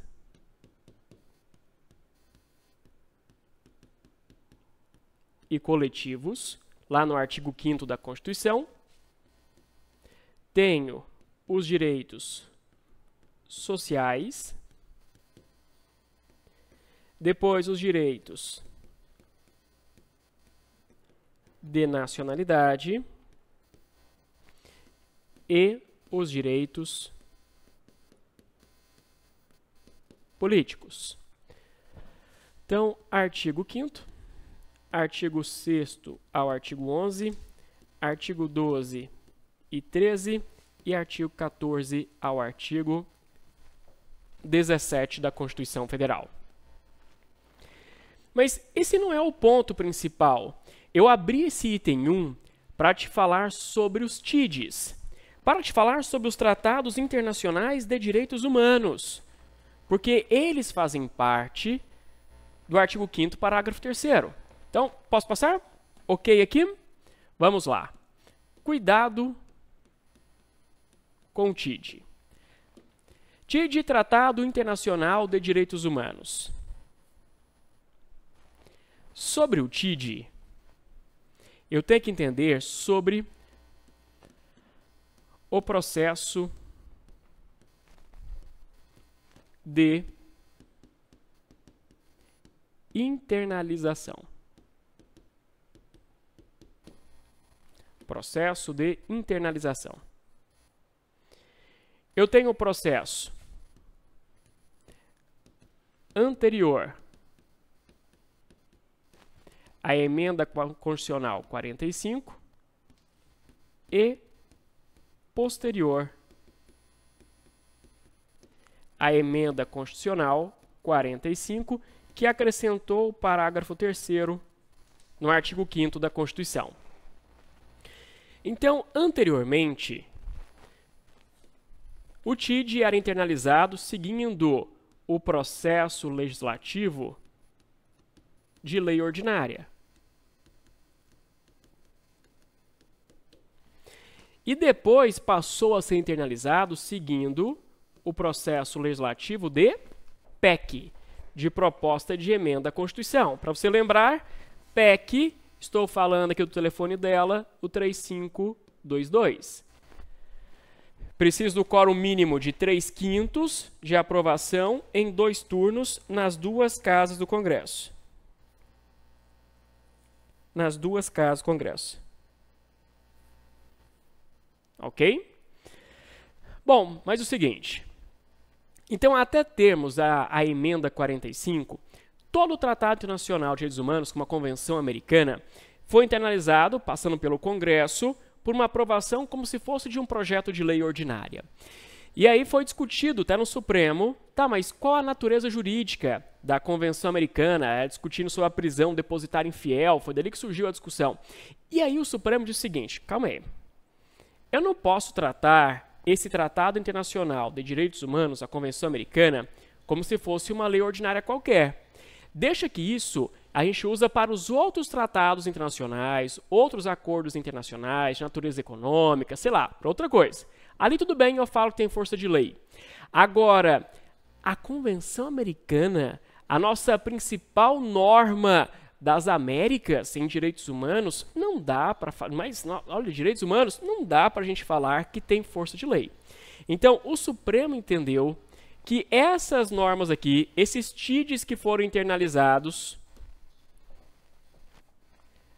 antes da emenda 45, possuem força, natureza vai ficar apertado aqui, legal. Então, a Convenção Americana estaria internamente no Brasil, quando ela foi internalizada. Ela estaria acima das leis, mas abaixo da Constituição na hierarquia das normas. Já os TIDs, que foram internalizados depois da emenda 45, ou seja, depois da criação do parágrafo 3º, no artigo 5º, aqui já tem força de emenda, tem natureza de emenda constitucional.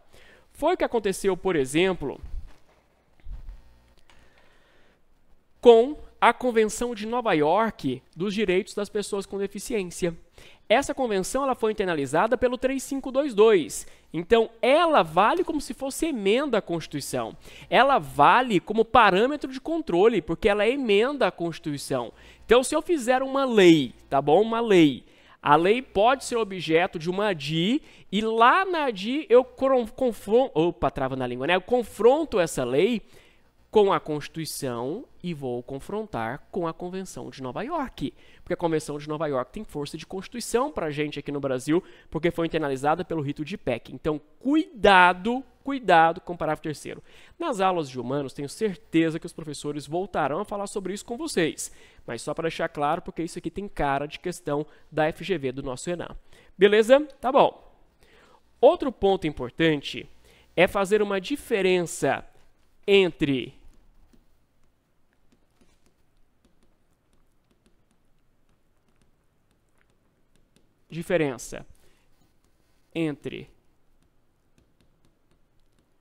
direitos humanos e direitos fundamentais. Muitas vezes nós tratamos como sinônimos, e sim, em inúmeros casos são sinônimos mesmo. Mas eu sei que você precisa de uma base para te ajudar a interpretar as questões do ENAM. Então é o seguinte, eu vou usar uma diferenciação sobre o plano de positivação. Plano de positivação significa onde foi criada a norma, onde que ela foi positivada. Então, se eu falo de direitos humanos, o plano, a esfera onde eu transformei em norma, eu estou falando de uma esfera internacional. E quando eu falo em direitos fundamentais, eu estou falando no ordenamento jurídico interno de um Estado, de um país. Então, quando eu vou lá e promulgo a Constituição de 88 no Brasil, ali eu apresento um rol de direitos fundamentais. Ali eu vou apresentar, então, quais são os direitos fundamentais para nós, brasileiros, para o Brasil. E quando eu olho normas internacionais, como o Pacto dos Direitos Civis e Políticos, o Pacto dos Direitos Econômicos, Sociais e Culturais, a Convenção Americana, ali estou fazendo uma norma fora do Brasil, portanto, ali eu tenho direitos humanos. Se alguém me pergunta, Daniel, o direito à vida é um direito fundamental ou é um direito humano? Eu digo os dois. Porque na nossa Constituição é fundamental o direito à vida. Agora, se eu pego o Pacto de Direitos Civis e Políticos ou a Convenção Americana, ali eu tenho o direito à vida como um direito humano. Então, a principal diferença aqui está no plano de positivação. Outra diferença importante para você enfrentar questões do Enem é saber a diferença entre direitos e garantias fundamentais.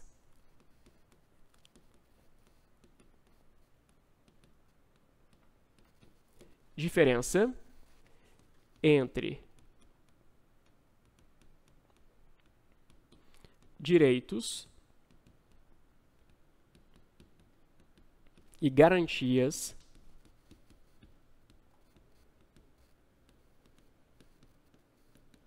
fundamentais. Quando eu falo em direitos fundamentais, eu estou falando de uma natureza declaratória. Natureza declaratória. Por exemplo, no artigo 5º, eu declaro que você tem liberdade religiosa. Eu declaro que você tem liberdade de expressão. Eu declaro que você tem liberdade de associação, de reunião. Eu declaro que você tem direito à liberdade de ter propriedade. Você vai constituir a sua propriedade, certo? Então, eu estou declarando aquilo que você pode. Ah, você tem direito à educação, você tem direito à saúde, assim por diante. Só que não basta falar que você tem o direito se eu não trouxer na Constituição ferramentas para que você possa exigir o cumprimento do seu direito. Porque o Estado pode pisar na bola. E aí surgem, então, as garantias fundamentais. Essas garantias, elas possuem natureza assecuratória. Eu quero assegurar que você vai usufruir de tais direitos. Então, natureza assecuratória. Ok? Natureza assecuratória. Certo? Daniel, tem exemplo? Tem. O melhor dos exemplos são os remédios constitucionais. É o melhor. Porque eu estou falando aqui sobre o uso de habeas corpus quando eu tenho um tolimento à minha liberdade de locomoção de forma irregular. Eu tenho habeas data quando eu for tolhido no acesso, na retificação, anotação de informações pessoais. Eu tenho mandado de segurança quando um outro direito meu, tá bom, subjetivo é meu, for violado e eu não precisar de dilação probatória. Eu tenho ação popular para agir como cidadão e proteger o patrimônio público, proteger o patrimônio cultural, proteger o meio ambiente. Então, eu tenho aqui formas de forçar o respeito a esses direitos. São garantias que eu vou adotar. Outro ponto que vocês já estão carecas de saber, então só vou bater aqui rapidinho. Os direitos fundamentais,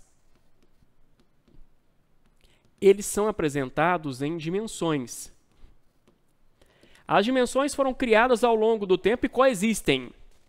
Nenhuma é mais importante do que a outra. Então, eu tenho a primeira dimensão, vou colocar só as clássicas, tá? A primeira dimensão, a segunda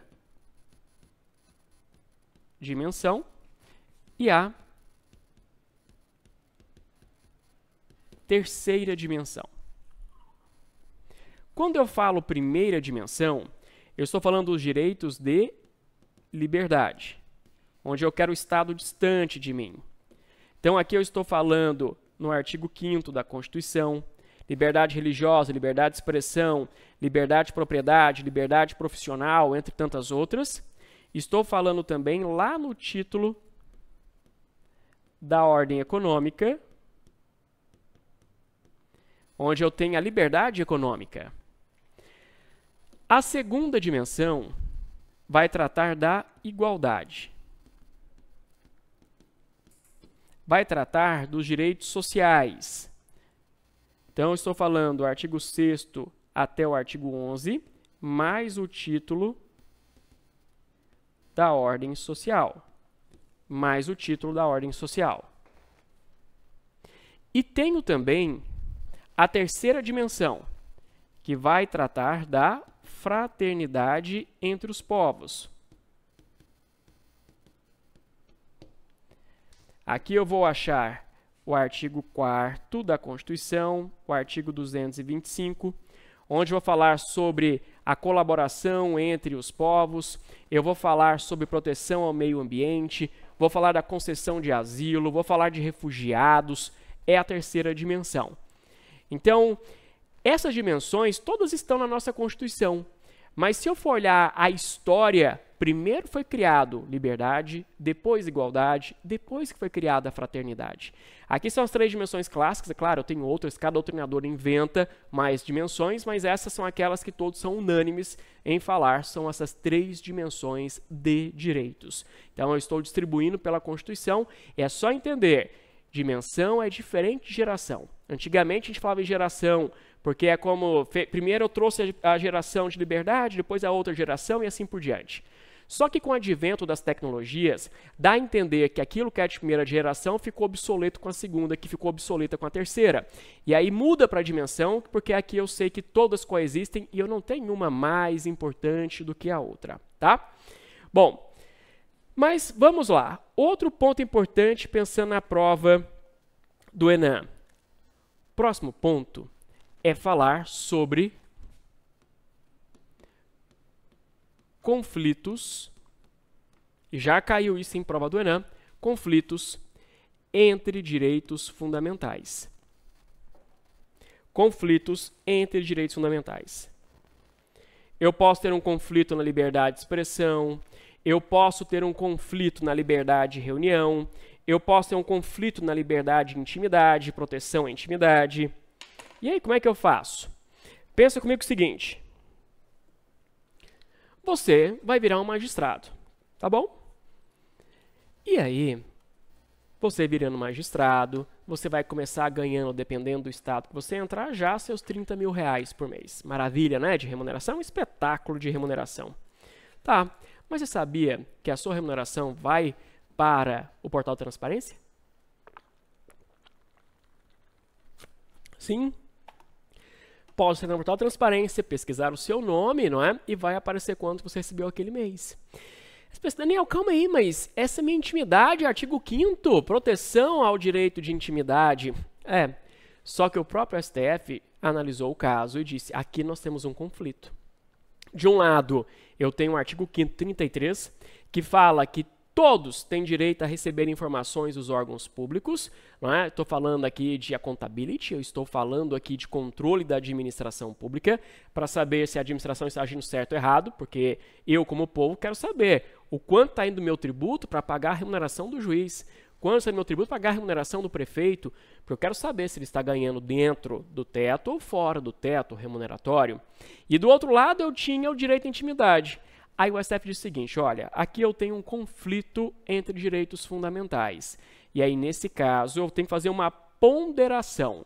Eu tenho que fazer uma interpretação a partir da razoabilidade, de uma proporcionalidade. E aí, nesse caso, como a supremacia do interesse público ela é maior do que o direito à intimidade, os magistrados, servidores públicos vão dar um passo atrás na intimidade e o valor da remuneração vai ser divulgado.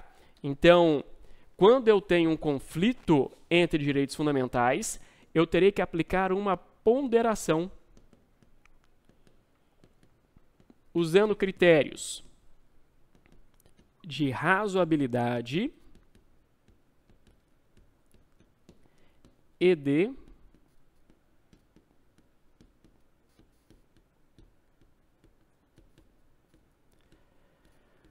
proporcionalidade. Razoabilidade e de proporcionalidade naquele caso concreto. Então, vai ao judiciário, vai para você resolver isso. Você vai aplicar esse equilíbrio para saber aqui, então, naquele caso concreto, qual vai ser o direito preponderante. Outro ponto, falando sobre teoria geral ainda, está na aplicabilidade das normas de direitos fundamentais.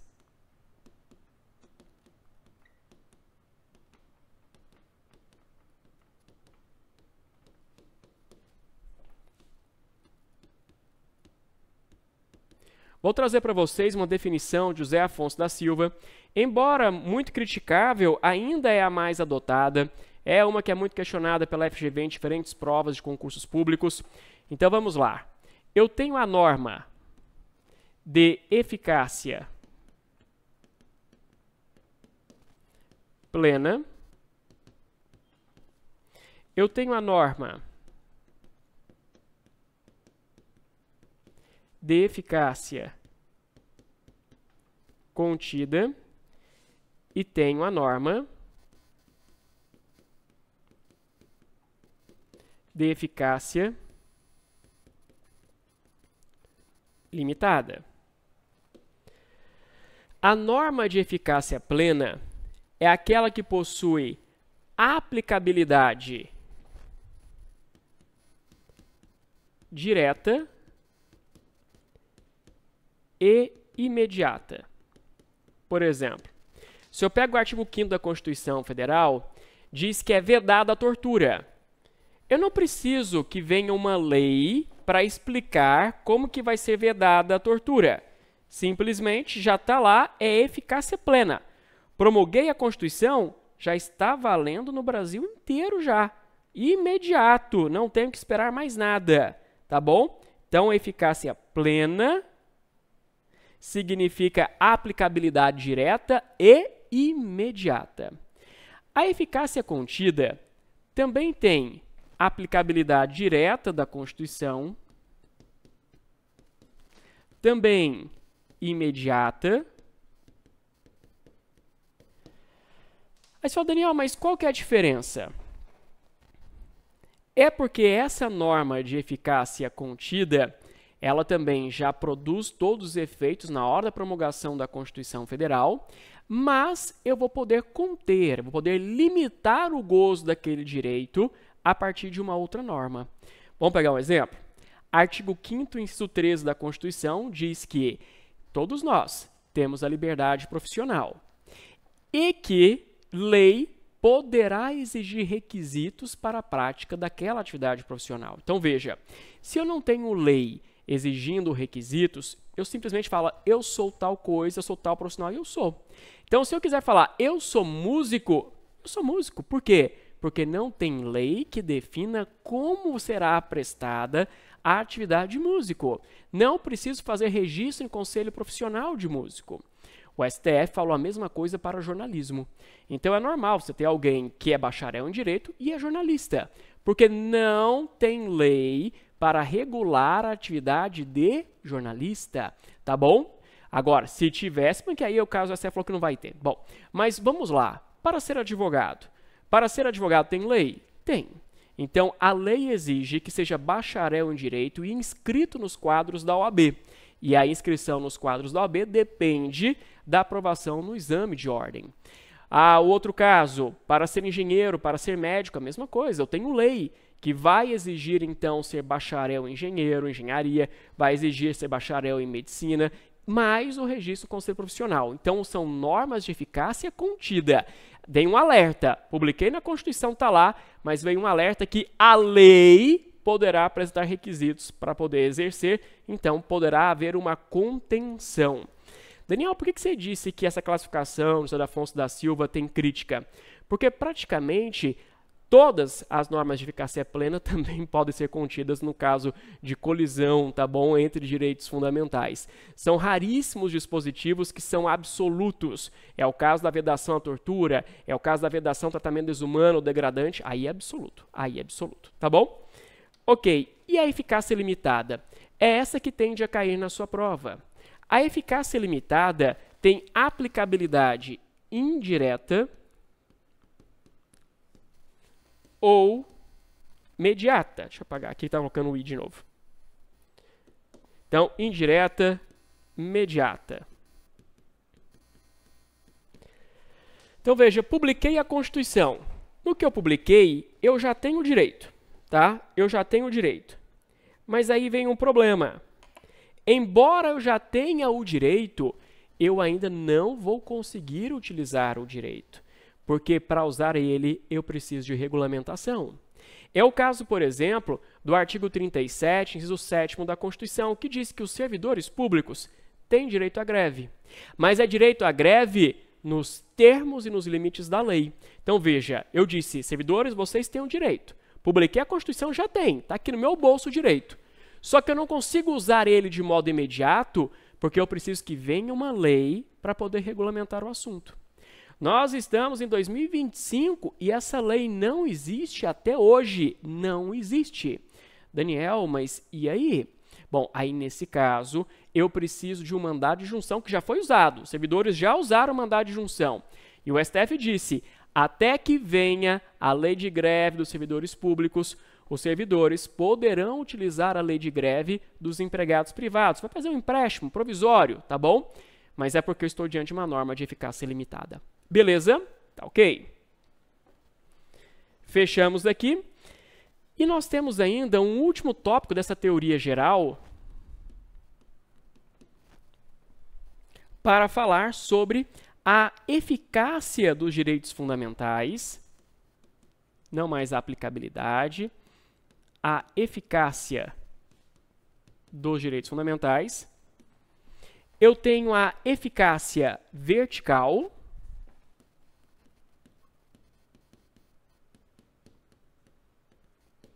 e a eficácia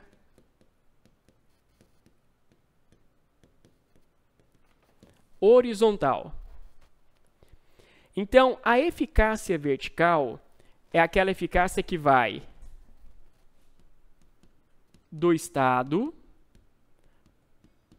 para os particulares. Então, o Estado, na relação com os particulares, tem que respeitar a liberdade de reunião, a liberdade de associação, a liberdade de propriedade, tá bom? Essa é a mais comum, é a que a gente conhece mais facilmente. Só que o item B é que cai em prova, como caiu também já em Enem sobre o item B. Como assim, Daniel? O item B, ele vai tratar na relação entre particulares.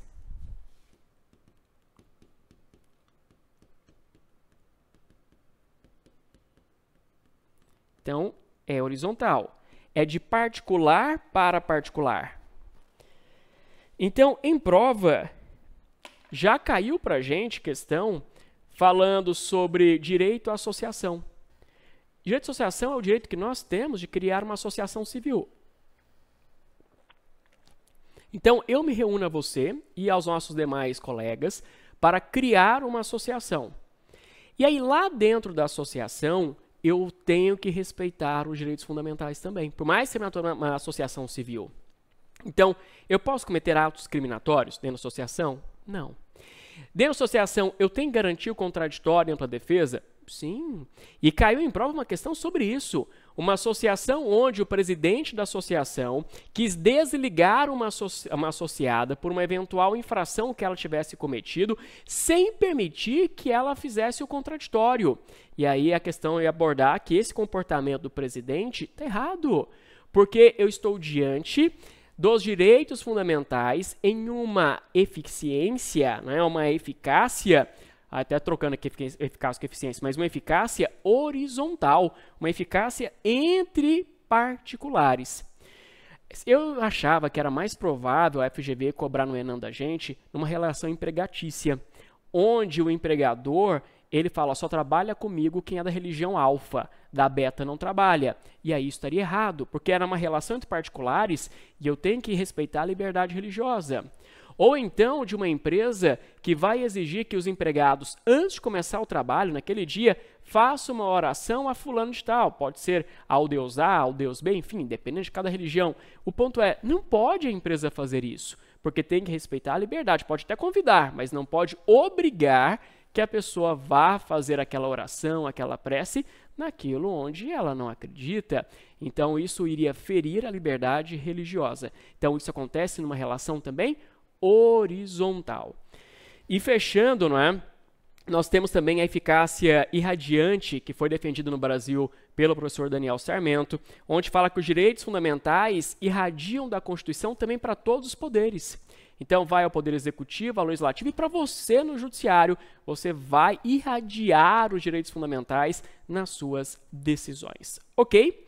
Então, fechei esse bloco de hoje falando da teoria geral. Era importante, porque várias questões vão cobrar de vocês essa interpretação da teoria geral, e na próxima aula a gente volta para começar a estudar agora os direitos em espécie. Aí fica mais gostoso, porque a gente vai falar dos direitos do artigo 5º, aquilo que é mais próximo, mas se eu estou pensando na sua aprovação no Enem, eu precisava te entregar isso antes, tá bom? Se tiver alguma dúvida, me manda mensagem que a gente bate um papo. Um beijo, fique com Deus, bons estudos, até mais, tchau, tchau.